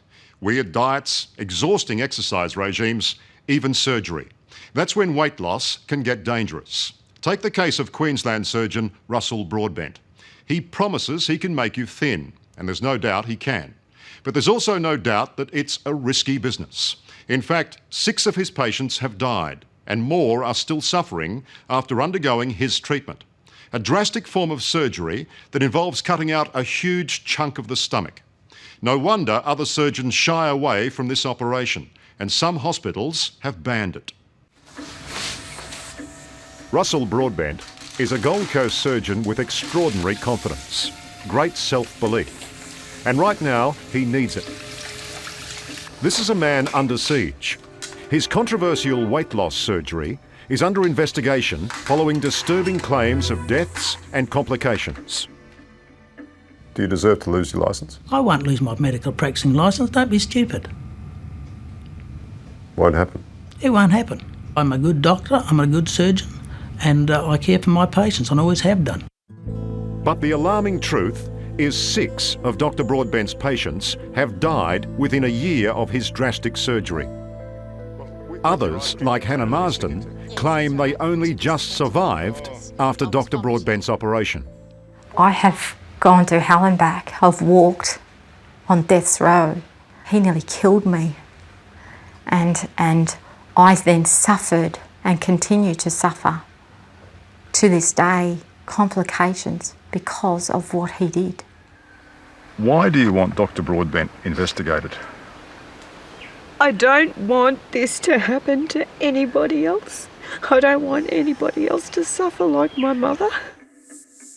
Dr. Broadbent has been carrying out his radical procedure for the past 12 years. But it wasn't until Lisa McLeod raised the alarm about her mother's traumatic death that health authorities began investigating. All of her skin had broken down, and it was like she didn't even have any skin, and she was all discoloured, like a purple colour, and she was bleeding from her mouth and bottom. Ursula McLeod was 57 when she died, just 3 months after Dr. Broadbent operated on her. It was a horror movie. She had septicemia and other infections. She was just constantly oozing this awful stuff, and she couldn't even hold her head up. Well, was she in pain? Yeah. She was just the whole time she was crying and not just crying, screaming in agony. It seems incredible, but what Dr. Broadbent did to Ursula was literally cut out 3/4 of her stomach and a whole lot more. It's called biliopancreatic diversion, and this is how it works. The first step of the operation removes most of the stomach, leaving only a narrow tube to hold food. Then, the surgeon cuts the small bowel to a fraction, about 1/10, of its original size, and reattaches it to the stomach. The short length of bowel means when the patient eats, less fat is absorbed. But there's also less nutrients going into the body. And that is the big problem. Patients can literally die from a whole host of complications caused by malnutrition. When you performed the operation on Ursula McLeod, what went wrong? Nothing went wrong with the operation. The operation went perfectly normally. Are you telling me that the surgery you performed on Ursula McLeod did not cause her death? Yes, I am. I did not kill Mrs. McLeod. You know as a medical man that's a cop-out. It's not a cop-out. You know that. It's not. No, it's not. You cut out 3/4 of her stomach. Yes. In radical surgery, she died as a result of not getting enough nutrients, and you say the surgery had nothing to do with it. She did not die of getting enough nutrients. She died of septicemia and renal failure. It's there in the notes, Doctor. In all the hospital's notes, the fact that she was completely malnourished comes up time and time again. I don't think that's the case. For the overweight, who've tried and failed with everything else, Dr. Broadbent promises a remarkably effective solution. And after years of struggling with her obesity, Ursula McLeod desperately wanted to be thin. I think Dr. Broadbent painted a very good picture. You feel he made it sound more rosy than it really is? I think so. And in that way somehow convinced her that it was the way to go? Yes. And if she didn't have this surgery, that she would be most likely die within the next couple of years. But soon after the operation, things started going wrong. 3 times she was readmitted to hospital and fed through an intravenous tube, but her condition only worsened. I said, you know, you're going to be all right, aren't you, Mum? And she said, yeah, you know, I am. I'm going to be all right. And like she was really trying so hard to, she was trying to survive. She hadn't given up at that point. Did she realise that she'd made a big mistake by having the operation? Yeah, I'm sure that she did. Yeah. How much responsibility do you take for the death of Ursula McLeod? Yes, McLeod. There must be some responsibility fall on me in some way, but and possibly the real mistake is perhaps in operating on her in the first instance. You shouldn't have done it. Well, if I'd have known the outcome, that's quite right. You and the other surgeons here at this hospital won't do it? No. Why not? Because the complication rate we know will be higher than the complication rate that we're prepared to accept. He's had difficulty working, he gets very fatigued. He's had Sydney surgeon Michael Talbot won't do biliopancreatic diversion surgery. But it's just such a hard procedure to get right sometimes, I think, open, which is why it's closed. So few people do it. But more and more, he and his colleagues are undoing the operation, reversing, as best they can, this dangerous procedure. It's at least 10 to 20 times riskier than some of the more common procedures, and that's made it a difficult thing for most people to do in the real world. Would you describe yourself as a risk taker? I wouldn't say I'm a risk taker. Everything in life is a risk. Everything in surgery is a risk. Most of the patients I deal with, and I deal with thousands of patients, want to accept the risks of what we are doing for them in order to obtain the benefits. He didn't highlight any of the problems? No. He mentioned that there could be complications, but he played that down. I asked him about that death mortality rate, and he told me he had never lost a patient. It was Dr. Broadbent's confident talk of safe weight loss that attracted Hannah Marsden. At 125 kilograms, she was obese. Hannah was able to lose 35 kilos by dieting, but when she had the operation, serious complications followed. What I didn't realise was that my body was critically ill. Shutting down? It was shutting down, slowly shutting down. I was either vomiting up black bile that looked like tar, or I was diarrheaing, I'll be honest, iridescent orange fluid out of my body. And so it was coming out of all sorts of places. In the following months, things got much worse. Hannah's weight plummeted to 42 kilograms. She went from obese to a stick-thin anorexic, barely able to walk. Her family couldn't believe how sick she became. You can only listen to your mum and dad screaming in pain and throwing up for so long before. The smell was really scary, and the fact that it just felt like she wasn't going to be around much longer. He took me back into surgery. He didn't fix it again. He actually didn't know how to fix it. He told my relatives, including my children, to prepare for me not to make it through. Are you suggesting Hannah was actually on the deathbed? She was very close to death, yes. That's nonsense, absolute nonsense. Why do you say it's nonsense? Well, it was. Did she allege she was close to death? Most certainly. Well, she was not. She was fine. She was fine, was she? That was a gross exaggeration of the picture. One evening he came in and he held my hand and he apologised to me and he told me he was trying. He said sorry? He said sorry and that he was trying to get me well. And that's when I plummeted. I have my children to think of. And when I was in and out of consciousness, I was listening to my son cry. And that's when I was determined that I had to get well. Why did you apologise to her? Why did I apologise to her? Why did you say sorry? This young lady spent more time in hospital than she anticipated. I said sorry to all of my patients. Just saying sorry to a patient is not an admission of guilt of any sort. Finally. Hannah Marsden was in hospital at the same time Lisa McLeod's mother, Ursula, was dying. I was sitting with your mum only weeks before. Now, Hannah and Lisa have joined forces to warn others about the dangers of Dr. Broadbent's operation. To try and not only get justice for my mother's death, but to stop this from happening to others. As more and more people like Hannah and Lisa tell their stories, Queensland health authorities have been forced to act, to investigate. And Russell Broadbent's been forced to defend himself. The Queensland Medical Board found, and I quote, serious deficiencies in your practice, Doctor.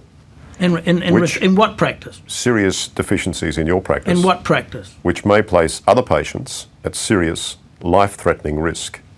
That's a decision by the Queensland Medical Board. And according to them, you're a menace, aren't you? Well, according to that, but that is wrong, of course. And of course, that is being appealed and it will eventually be reversed simply on the grounds that it's totally illogical. They're wrong too. Well, everyone's wrong.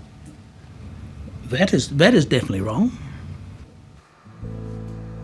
With so much controversy, Dr. Broadbent wanted us to meet what he claims is one of his many success stories.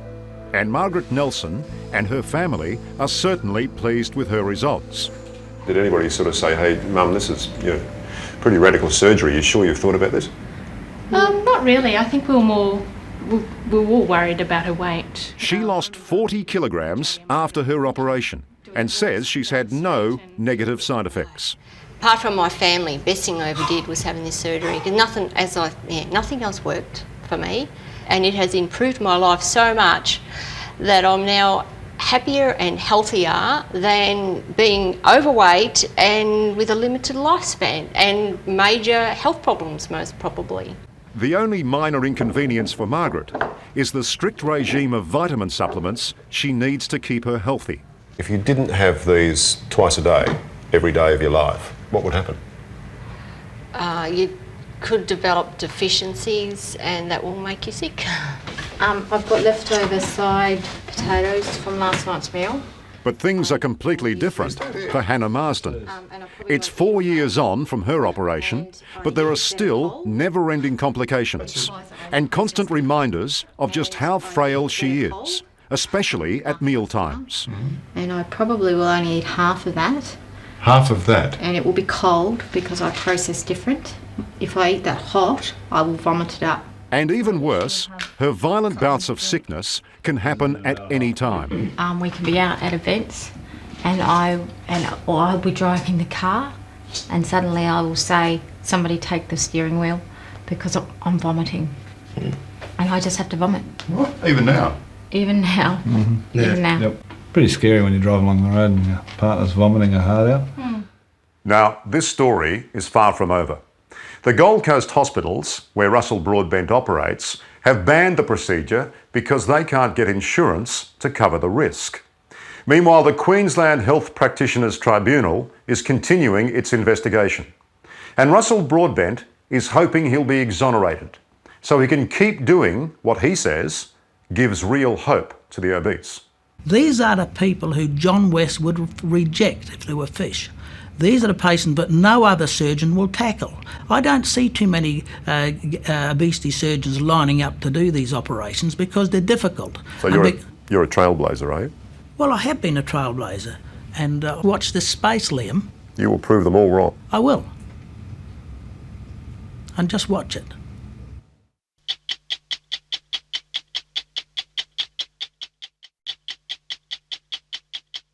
Have you noticed how social media has become increasingly dominated by so-called influencers?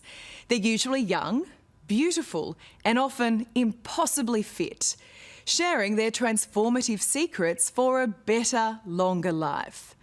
These influencers have thousands, sometimes millions, of adoring fans, whose obsession with voyeurism and vanity is only satisfied by an endless stream of filtered, glamorous photos. It's all harmless fun though, right? Well, not always. Sometimes the health advice dished out in a pithy slogan and apparently proven by a revealing selfie is actually so unhealthy it's making people sick. And it's such a concern for doctors, it's now a recognised medical condition.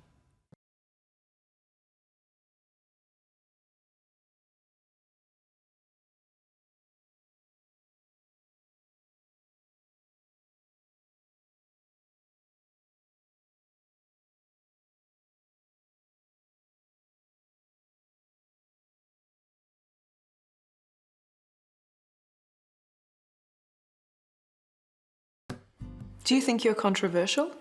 Yeah, I am controversial because I'm doing something that not everybody is doing. Are you a marketing machine with a dangerous message? Oh God, no. That's the most ridiculous thing I've ever heard. Ridiculous or not, Lonnie Jane is the epitome of a successful social media influencer. She uses her Instagram page to spruik a somewhat glamorous, plant-based, meat-free,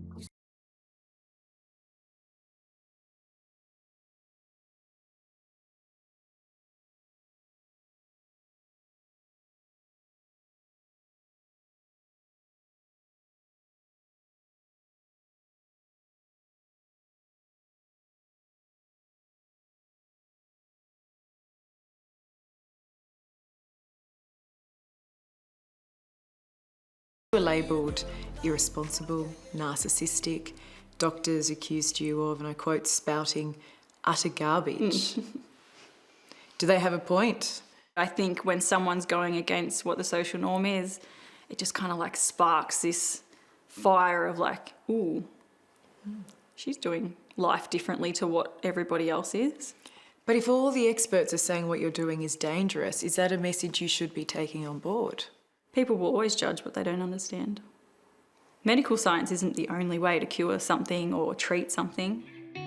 That view is precisely the problem. Doctors warn these influencers of feeding a dangerous new eating disorder called orthorexia, where a person becomes so obsessed with clean living, much of it picked up on social media, that it controls their life and mind and makes them sick. Come on, doll. Just finish it off with your milk. Come on. They had to shove a funnel down my throat and feed me liquids because I just wasn't eating anything. Is there another piece to follow? You can't get this down. Come on, darling. Come you on. can do it. Open you want your to win mouth the fight. and just put it in and swallow. The fight started. 17-year-old Ashley Thomas was so severely orthorexic, she eventually stopped eating altogether. The influencers who have, tens, if not hundreds of thousands of followers who promote an extreme healthy living lifestyle. Yeah. This is what it can lead to. Yeah, and my dad would actually get to the point where he would open my jaw and shove food down my throat just because I was refusing to eat anything and I was dying in front of their eyes. And the water is so beautiful and clear. Go for a swim after this? Yes. There's one thing that separates Ashley from most teenagers. She's no longer on social media.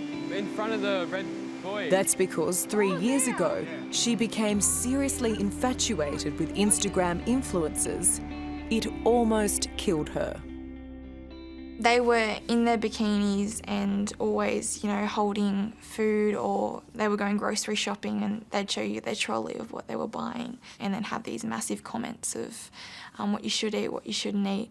This is how I got here, and because I saw this beautiful body, what I saw as perfect, I wanted to be like that, so I just gospelly followed it. To the letter? Yes. Did you know that often these influencers who were posting these pictures had no nutritional expertise whatsoever?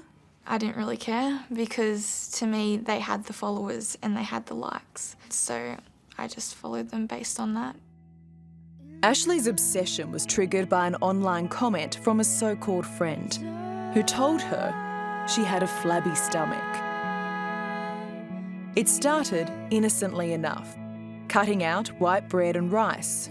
But the thinner she got, the less she ate. At 14, she was so addicted, she'd wake up in the middle of the night, scroll through Instagram, and start working out. She even believed breathing was making her fat. When I became quite thin, I got more "you look amazings" than ever. I got more likes, more followers. People were applauding my behaviour, applauding my look. So this all started with an obsession with healthy eating, Yeah. and morphed into a very dangerous eating disorder. Yeah, and I thought I was taking control of the one thing in my life that I could. But yeah, I just took it to extremes. Social media just creates an intolerable degree of pressure, particularly on young women, but also on young men. The idea that you could be perfect, have the perfect body, the perfect lifestyle, and have everybody admiring you. Life is just not like that. Also, it's not the way to be happy. If anyone knows orthorexia, it's psychiatrist Dr. Mark Borelowitz.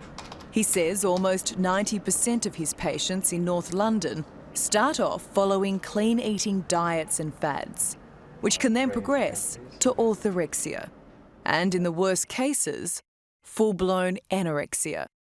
His greatest concern is that many of these wellness warriors on social media have plenty of power, but no medical training.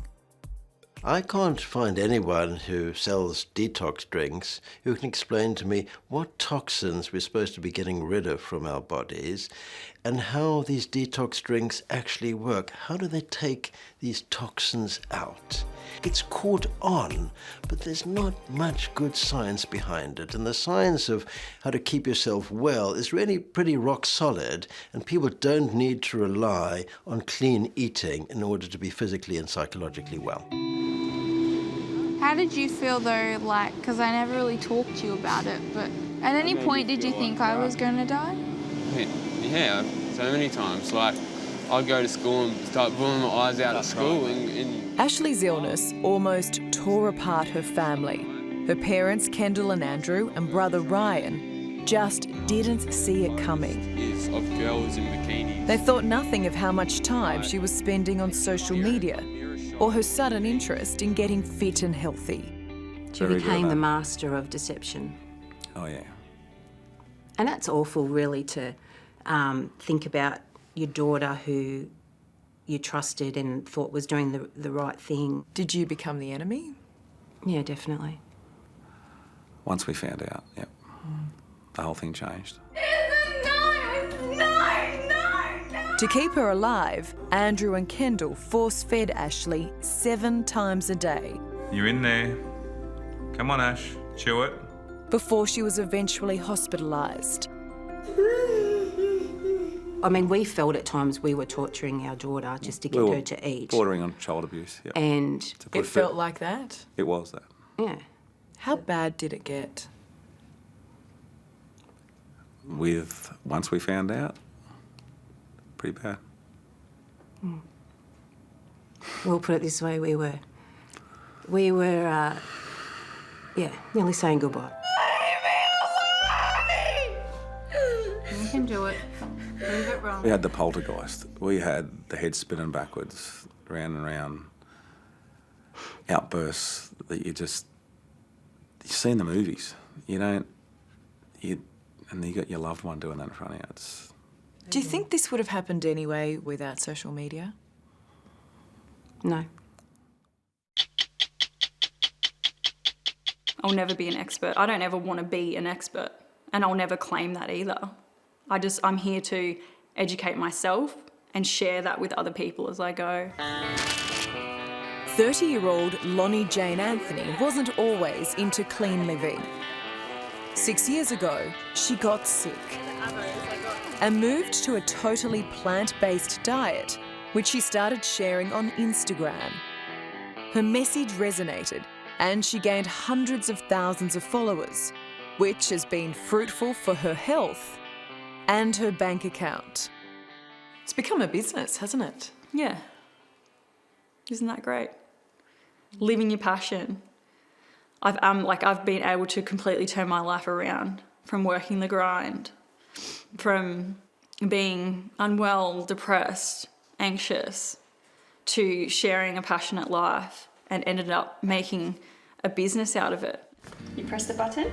But for someone who isn't a qualified dietitian or doctor, Lonnie Jane's not afraid to dish out nutritional advice. Yeah, we'll share it. Lots of other kids. In 2013, she made headlines worldwide after boasting she ate 20 bananas a day while pregnant with her now 4-year-old son Rowdy, who, along with 2-year-old sister Polly, follows mum's plant-based diet. It was all over the place. You're gonna die of potassium overdose. Your baby's gonna die.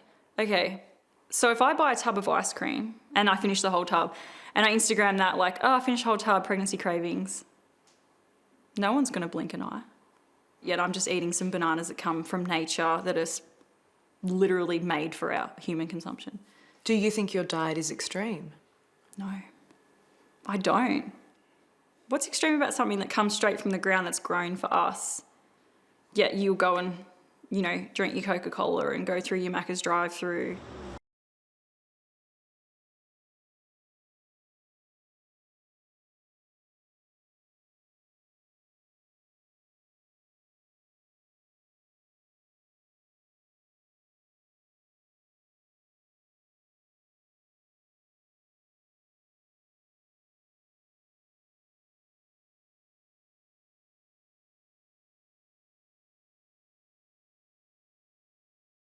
And cut out solid food. And at one point I was juicing 30 days in a row and becoming weak and becoming unhealthy.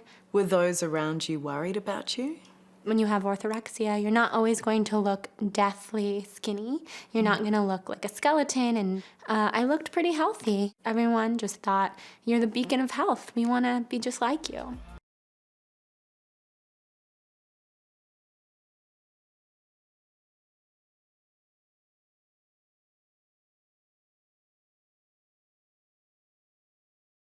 Maybe I was in denial to myself. So I was being as honest as I was being to myself. Which wasn't very honest at all. Yeah. How sick did you get? My skin was turning orange. I had a lot of hormone imbalances, which caused other skin issues from acne to eczema. I had leaky gut, stomach ulcer. It kind of, it was not good. Veganism became her obsession. Eventually diagnosed with orthorexia, she made the decision to go public with her secret health battle. Did you get sick? I did, so yeah. But even now, 4 years on, she backs away from taking responsibility for the dangerous message she'd preached on social media.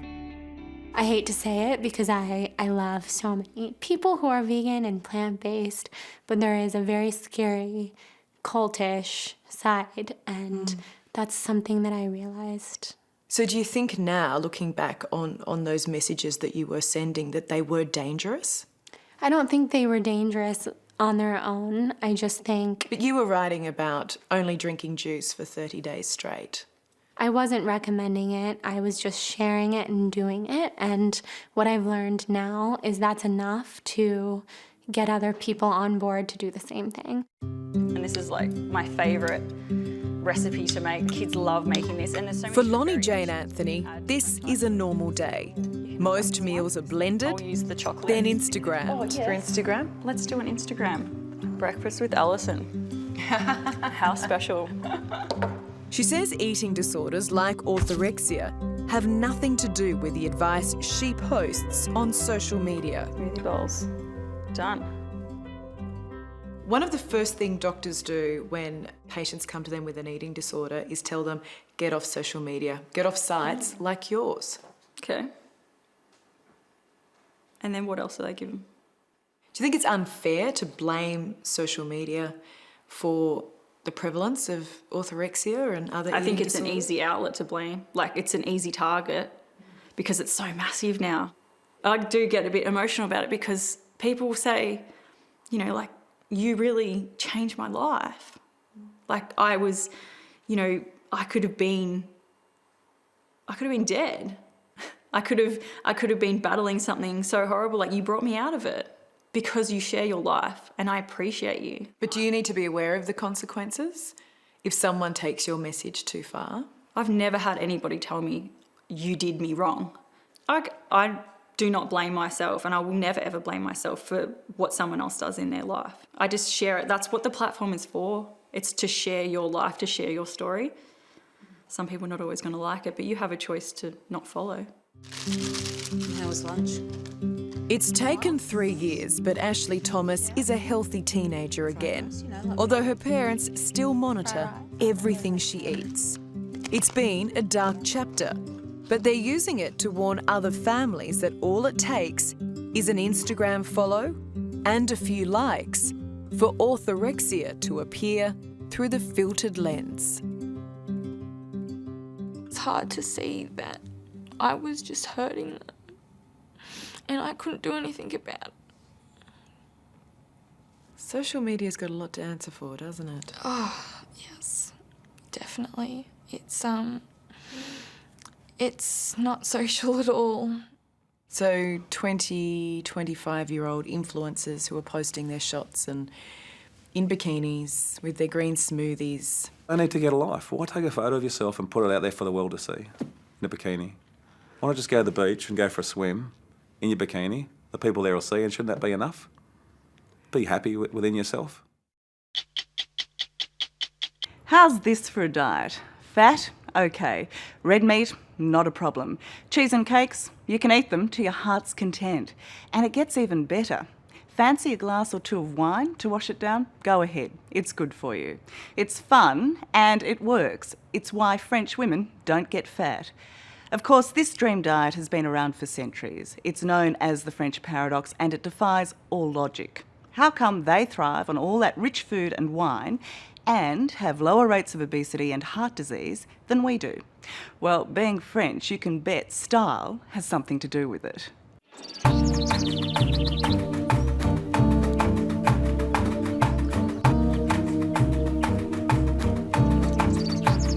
Take a deep breath and relax. Pause and enjoy the view. For this is a diet story with a difference. We're in a small village in France, it's market day, and lunch is on our mind. Now in Australia, we're always told, don't eat the skin of the chicken, and look at all the butter this man's putting on. And it's the best part, it's the best part. My gastronomic guide is William Page. Originally from Adelaide, this chef has lived in France for the last 13 years. He's been awarded a prestigious Michelin hat, the ultimate symbol of acceptance here. You wouldn't eat it like that, You though, better would would. you? Oh yeah, for sure. Lots of mashed potatoes with it. Would to soak up the butter. Yeah. Well, that crunchy bit, that's what it's about. As we all know, the French love to thumb their nose at convention. Here they've made political incorrectness an art form. So, for instance, if the common wisdom is butter is bad, then the French will eat more butter. They feel absolutely no guilt eating, drinking, whatever they want. It's an incredibly liberating way to live, and infuriatingly for the rest of us who spend most of our lives concerned by what we consume, it seems to be healthy.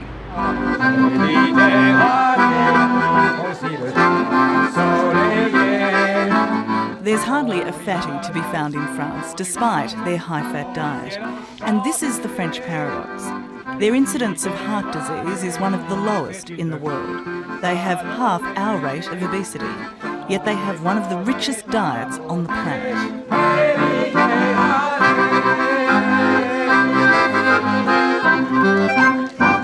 We don't like, low fat, low this, sugarless this, because it doesn't taste good. I mean, butter is not something that's bad for you. Chocolate is not something that's bad for you. Eating, duck fat is not bad for you, but not if you have it, of course, 3 times a day and the way many countries eat, mega portions. Ooh. As president of the champagne house Veuve Clicquot, Mireille Giuliano knows a thing or two about indulgence. So you see, the reason you don't gulp down champagne, because all the drama is in a glass. The elegant Madame Giuliano is also the author of the extremely successful book French Women Don't Get Fat. So why don't French women get fat? Because they eat for pleasure, and they eat with their 5 senses. So no counting calories? No. That's boring.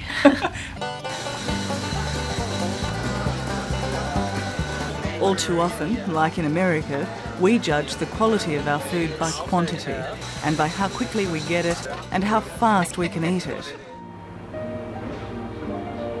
But in France, it's all about quality. They even have food police patrolling cheese shops and delicatessens. Anywhere there's food, there are fines and loss of licence for poor quality products. Cooking for us is very sensual. So we take, pride in what we prepare. Cooking is an act of love, as opposed to many countries where cooking is a chore. It's going to be a ravioli truffle with wild mushroom cream. That's what we're going to do here. So we're going to get that cream again. Yeah, well, yes and no. Yeah. You just so happen to fall upon this particular dish. In the kitchen of William Page's restaurant, lunch is on the menu. It's like this every day. In France, the midday meal is rarely a grab-and-run affair. Much more, it's an affair to remember. France closes down between midday and 2 o'clock every day. All the businesses, all the commerce, everything's closed. And so they generally go home to eat, or they eat in a restaurant or whatever. But yeah, everybody eats lunch, like a real sit-down lunch. So not like a sandwich that we might Not at have. all. For the French, a long lunch could well mean a long life. Taking your time is good for you. More courses mean more variety. And a satisfied stomach means no snacking. I think how they eat is very healthy. I know I lost weight when I came to France. We eat slowly, we take the time, we put our fork and knife down between bites. Actually what it does is that if you eat slowly and not in a stressful situation, your taste buds will be satisfied after a few bites, so you don't need to eat much. With oyster and of course in France with butter. It's a wonderful only in France moment, where a restaurant is this doctor's laboratory and lunch his experiment. They put butter and they put cream on everything they eat. Cardiologist Michel Delogeral is one of 2 men who discovered the French paradox. And are snails good for you? Yes, very good. His explanation is that the bad things in the diet, the saturated fats, red meat, butter and cream, are cancelled out by the good things, the variety and the freshness of the food. But the key is drinking. Wine is the real lifesaver. And so every lunchtime you have some wine? Yeah, that is typically French. We have all the time a bottle of wine open. The way of drinking of the French is chronic drinking every day, and moderate drinking. This is rare medical advice, but science has confirmed what's long been suspected. People who drink a couple of glasses of wine every day live longer than those who don't drink at all. Alcohol also protects those who've had heart attacks.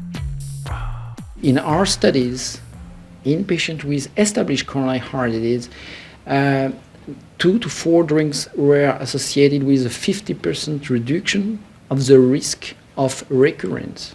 So drink moderately and you halve the risk of having a second heart attack. Yes, exactly. This is scientifically demonstrated.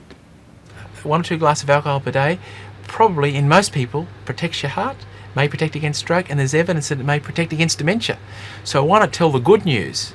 I think it's important to tell the good news about alcohol or wine particularly, and a glass of beer occasionally, and not be afraid to tell the truth. That's the truth. Brisbane cardiologist David Cahoon says Australians should pay close attention to the French way of living and eating. A lot of the food that you hear about is food that is on the surface not very healthy, but there's other things they add to the food, so it's the total blend, you see.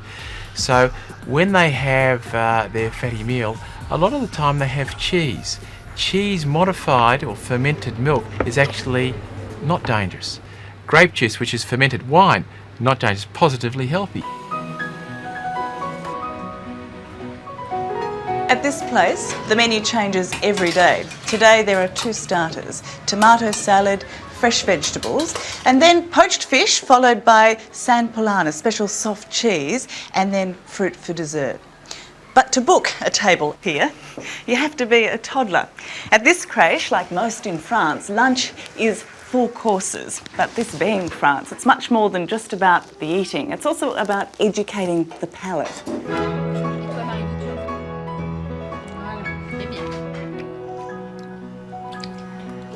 Certainly it's the lifestyle, it's not the genes, it's not genetics. And we've seen that in one study after another, that culture is very important, and a big part of culture is what you eat. While the French thrive on ignoring dietary convention, our fixation with it grows. The Zone diet, the Callaway diet, this orgasmic diet, the healing diet, the Hawaiian diet, don't diet, Eskimo, it goes on and on and on. And what's the craziest diet you've heard of? The craziest diet is the Hallelujah diet, actually. The Australian paradox is the greater our obsession with losing weight, the more we pile on.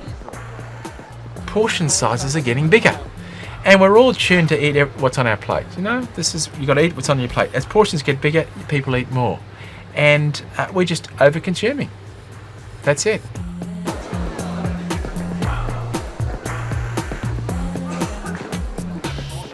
The key thing about eating is to enjoy what you're eating, but when you've eaten enough, don't eat any more. Be satisfied. That's a key thing, and don't snack. Okay, I won't.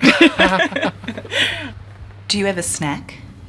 Rarely, because again, when you have your 3 meals, you really don't have reasons to snack. Do you ever drink soft drink? No. Never? No. Not good, all this sugar, and it's not appealing for me. You know, basically I have coffee or tea or water and wine. I would have the chocolate marquise because it's a mousse with a vanilla brûlée center. Mm-hmm. That sounds good to me. While something sweet is always on Mireille's menu, it never makes it to her hips. I love espresso ice cream.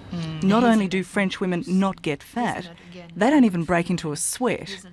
French women don't jog. This is very bad for your joint. You know, we'd rather do things that give us pleasure, and walking gives us great pleasure. Is there a French word for guilt? Does it exist? No, actually, I mentioned in the book that, you know, sometimes I go to a restaurant in New York or in America and I ordered a dessert, and the waiter would come and say, "Ooh, this is sinfully delicious." And to me, why is it sinfully? I mean, you know, it's a dessert and I don't have it every day, and why should it be sinfully? It's just very delicious. Back in Australia, David Cahoon is doing a long-term study on the effects of diet on heart patients.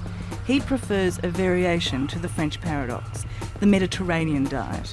Replace the butter and red meats with olive oil and fish, but keep the daily wine. His patients are losing up to 8 kilos a year. And is it protecting them from further heart attacks? Well, the evidence from 2 big trials is that heart attacks may be reduced by more than 50% simply by modifying the diet. Very simple.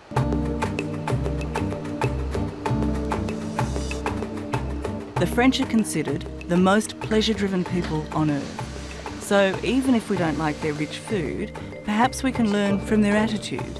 C'est la vie. Stop the diet obsession, concentrate on common sense, and quite literally, eat to your heart's content.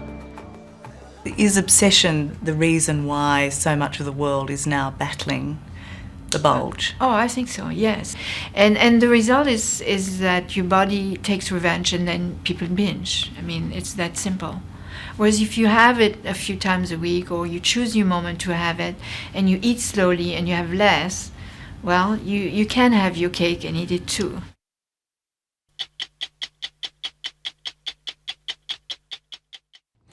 The wonder of the new group of weight loss drugs like Ozempic is well known. Excess kilos vanish almost overnight. It's no surprise then that more and more people swear by them, including an increasing number of teenagers. In fact, in Australia, these drugs have just become available via prescription for children as young as 12. But while the immediate benefits seem extraordinary, what's not known are the long-term effects of these substances on young bodies. So here's the question.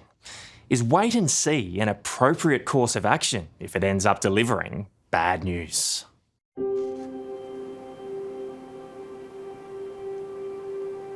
Forget 1,000 words. These pictures tell so many more than that about the marvel of Ozempic. Before is Sophie at 16. After is her today, 2 years later, and, as you might guess, there's no way to wipe the smile off her face. Are you proud of how far you've come? I'm really proud of myself. It was a long process, and it's still, everything's always changing, but I'm just really proud of myself for how far I've grown and the confidence I've gained and all the work that I have put in. Like Sophie, Sydney teenager Addie Moffat is proof of the benefits of Ozempic. When she was taking the drug, she loved showing off on TikTok how it was changing her life. I went from 74 kilos to 65. I could go to the beach and not feel judged. I was happy. And I did really good at school. For Addie and Sophie, there's no doubt semaglutide, sold under brand names Ozempic and Wegovy, works. It was originally created to help control type 2 diabetes, but its popularity exploded when its effect on weight became known. Now, it's increasingly being used around the world to treat teenagers who've struggled with the often unfair curse of obesity. Does any part of you sit here and think, my confidence, my self-esteem shouldn't be linked at all to how thin I am? Oh, absolutely. It's crazy how much social media has such an impact on those things. It's seen in the media that if you're not skinny or if you're not losing weight, then you're just not worth it. Weight is just something that is really hard when you look at yourself in the mirror and that it can be different. What sets Ozempic apart, in your opinion? The degree of weight loss and the amount of patients that respond to it. So more respond and lose weight. And the average weight loss in kids is 15 kilos. Dr. Melanie Krieg, a paediatric endocrinologist at the Children's Hospital in Aurora, Colorado, first prescribed Ozempic for Sophie after she was diagnosed with a condition called polycystic ovarian syndrome. At the time, the then 16-year-old was also overweight. It turned out taking the drug was a win-win. And so Sophie lost 96 pounds. What is that, about 38 kilos? Absolutely transformational. It absolutely transformed the end of her school years. My aunt got them for me. Aren't they pretty? It was as if the Ozempic had reset Sophie's whole body. Where nothing else had had any impact on her obesity, this suddenly did. I tried everything. I tried every diet. I was working out. I was on a competitive swim team for all of my youth and through the beginning of high school. You know, I was with my friends. I was eating the same things they were eating. Even I was eating less. I was trying to be mindful of what I was doing, and just nothing worked. And this was the thing that worked. So how is the girl in those photographs different to the one you see in the mirror now? I'm just happy. I think that's the number one thing. I'm happy and I'm confident. It's been a similar story for Addie Moffat. She too was originally prescribed Ozempic, not for obesity, but for another medical condition. It's the effect the drug has had on her weight though, which she, and her mum Beck, say has been truly significant. How young were you, Addie, when you first started taking Ozempic? 14. 14. People will hear those two words together, Ozempic and 14, and genuinely be shocked. We hear a lot of the time it's the easy way out. Yeah. And it's really not, because everything else we've done hasn't worked. And it's not a decision we made lightly. Growing up, Addie had always been active, but no matter what she did, she couldn't control the kilos. First, we started seeing nutritionists and a dietitian, and she stuck to a very strict diet of food. That didn't work. We tried the pill. That didn't work. She had all these different changes and nothing was happening. Like, she would run for an hour an afternoon. She'd put her headphones on, take the dogs and go. And our endocrinologist came to us and said, we've got this new drug on the market. Ozempic. Yeah. This is a game changer. This is the first time we've had real improvements in weight status in young people. There are going to be people at home watching saying, hang on, adolescents, teenagers or kids on drugs for their weight loss, that just is not right. Well, I think it's not right for young people to already be living with obesity and suffering from the complications of obesity.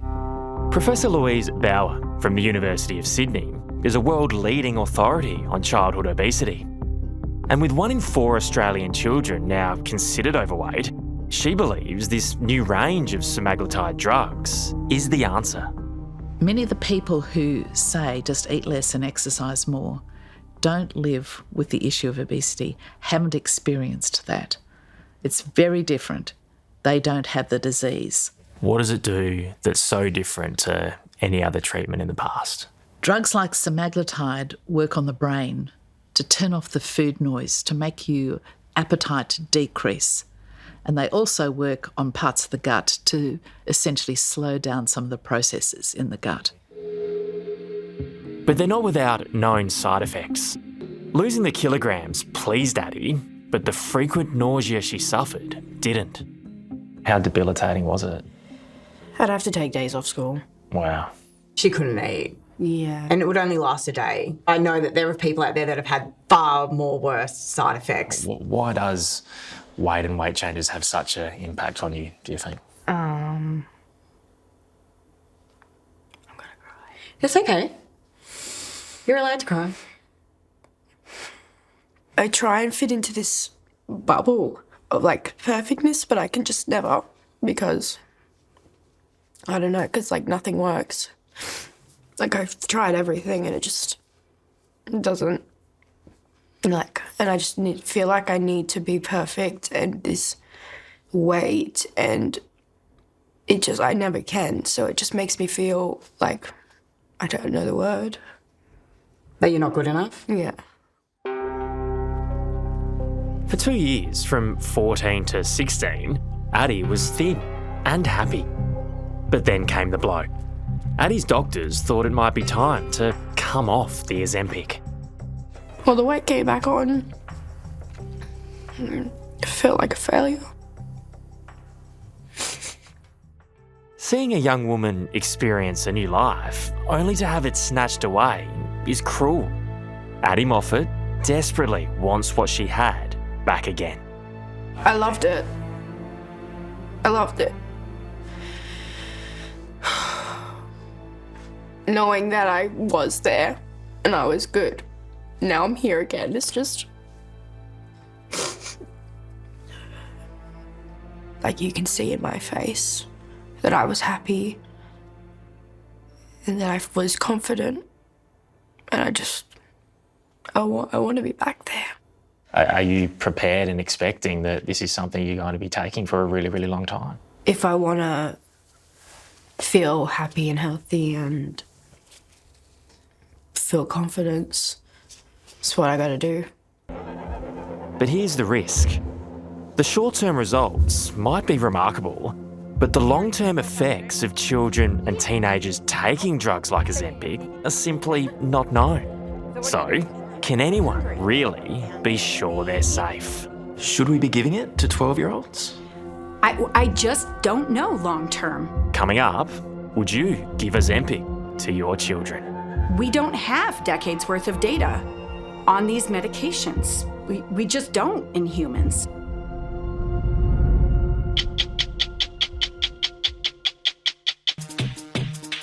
On Ozempic and on TikTok, Addie Moffat was lively and outgoing. But sadly, that joy she felt shedding the kilos has been replaced with the disappointment that comes when you go off it. The weight came back and Addie's self-worth vanished. And everyone says that this is the most important years of your life and you're meant to be living it. But you're not living. You're existing. Yeah. Is that really how you feel, that you're not living your life? Yeah. So this is the wonder drug? It's no wonder that now the 18-year-old, with some trepidation, has decided to go back on the weight loss injections. This time, it's not Ozempic, but Wegovy. How simple is it? It's pretty simple. Then you just take it out. When you open the lid, you put the needle on here, and then you put it to your skin and press. We count to 10 just to make sure that it's all in there, and then recap and just put it back away for the week. Addie and Mum Beck don't know how long she'll take the drug this time around. They also don't know what the effects of long-term use could be, but they don't really mind. I think what's more important to me is her happiness and her health in other respects. Are you comfortable not really knowing the effect it's having on your body other than the obvious positive? Well, from being on it, I feel like the only change it's giving me is a positive side. Like, I know when I was on it, I was happy and I was motivated, and really there was no negative side about it. It's just something that becomes part of your life. There's so many medications for so many things. Like Addie, Colorado teen Sophie is prepared to take Ozempic or similar medications for as long as she feels she needs it to be happily thin. Does any part of that worry you, that you don't know fully what it's doing to your body? Truthfully, I don't. I have so much trust in medicine and my doctors around me, and I do believe that there's so much power in the research that they have done and the research that they still are doing. We don't have decades worth of data on these medications. We just don't in humans. How do you think that you need help? Dr. Melanie Cree recruited Sophie into a trial she was conducting about the use of the semaglutide range of drugs on teens. She's all for them, considering the transformations she's witnessed. But she's surprisingly candid about how much still needs to be learned. Insulin makes us hungry. We have to treat each patient as an individual. And so each patient has their own risk-benefit ratio. Do we put them on it until they're 20, 21? They're now older, more confident in themselves. Do we look at weaning them off because we don't know the long-term effects? These are the answers that we need. So Donna, what am I watching here? So this is the basic DEXA scan that we use to measure muscle and bone density. One concern for people using the drugs is muscle loss. It's something University of Queensland exercise physiologist Donna McCook has already seen frequently in long-term use in adults, especially when they neglect diet and exercise. Well, Donna, I think when people hear that kids and teenagers are being prescribed drugs like Ozempic, there's going to be some pretty strong reactions. What was yours? There's a lot of questions that are right to be asked for teenagers that are going to be put on any medications, and making sure it's done as right as you possibly can is going to be important. So here we've got the colour graphic, which is giving us an indication of fatty tissue. Donna's planning her own trial on the effects of semaglutide, using x-rays to spot muscle changes. If they go off the drug, what could happen? And that's the challenge, where likely if they regain body weight, it's more likely to be fatty tissue than it will be replacing any muscle or bone, any of the lean mass that they've lost. If someone loses 20 kilos overall of body fat or body weight, probably about 5 kilos of that may well be muscle. So where does that leave people down the track? It may seem minor, but it's one of the few possible long-term impacts currently being researched. The uncertainty that brings isn't lost on young Addie, even though she knows the drugs are her best shot at happiness. I'm 37. I wouldn't love the idea of being on a drug for life from this point. Addie, you're 18 and effectively going back on it, you're probably looking at staying on it for life or a really long time. Yeah. Are you comfortable with that? No, because when I got off it the first time, I believed that was that, and I'm gonna be fixed, and then it just all started up again. Are we creating a generation of guinea pigs? I don't know. I mean, you think about it, all medications are like this, right? Is it okay for a couple years, especially when we're younger, and especially if we're having mental health difficulties? I would say yes. It's a brain disease and it's a body disease. It's not a willpower disease. There's not an expert in the world who knows what, if at all, the long-term consequences might be. Not even Dr. Aaron Kelly. He's conducted the largest study to date on the use of weight loss drugs in teens. He's tracked 200 of them, but so far only for just over a year. Well, when we talk about pediatric obesity, we have to be thinking, obviously, about treatment. We have many kids that are already struggling with their weight, and we need to come up with treatments that are safe and effective. All medicines have side effects and uncertainties. We just know that. Dr. Kelly says the proven side effects, like nausea and vomiting, are mostly tolerable. And for the 3 in 4 people the drug works for, the health improvements, he believes, outweigh the unknown. So is that what families and doctors are going to have to decide? Effectively, what's riskier, going on it or not going on these drugs? Exactly. But one thing that we are certain about, and the evidence is clear about, untreated obesity, unchecked obesity, does not portend well for later lifelong outcomes of other health problems. Absolutely beautiful. They are pretty. Not that Ozempic kids like Addie and Sophie needed to hear that. They're adamant their happiness, not just their weight, is compelling enough, and they reckon any argument otherwise is pretty thin. Do you still feel like it's worth the risk? Yeah.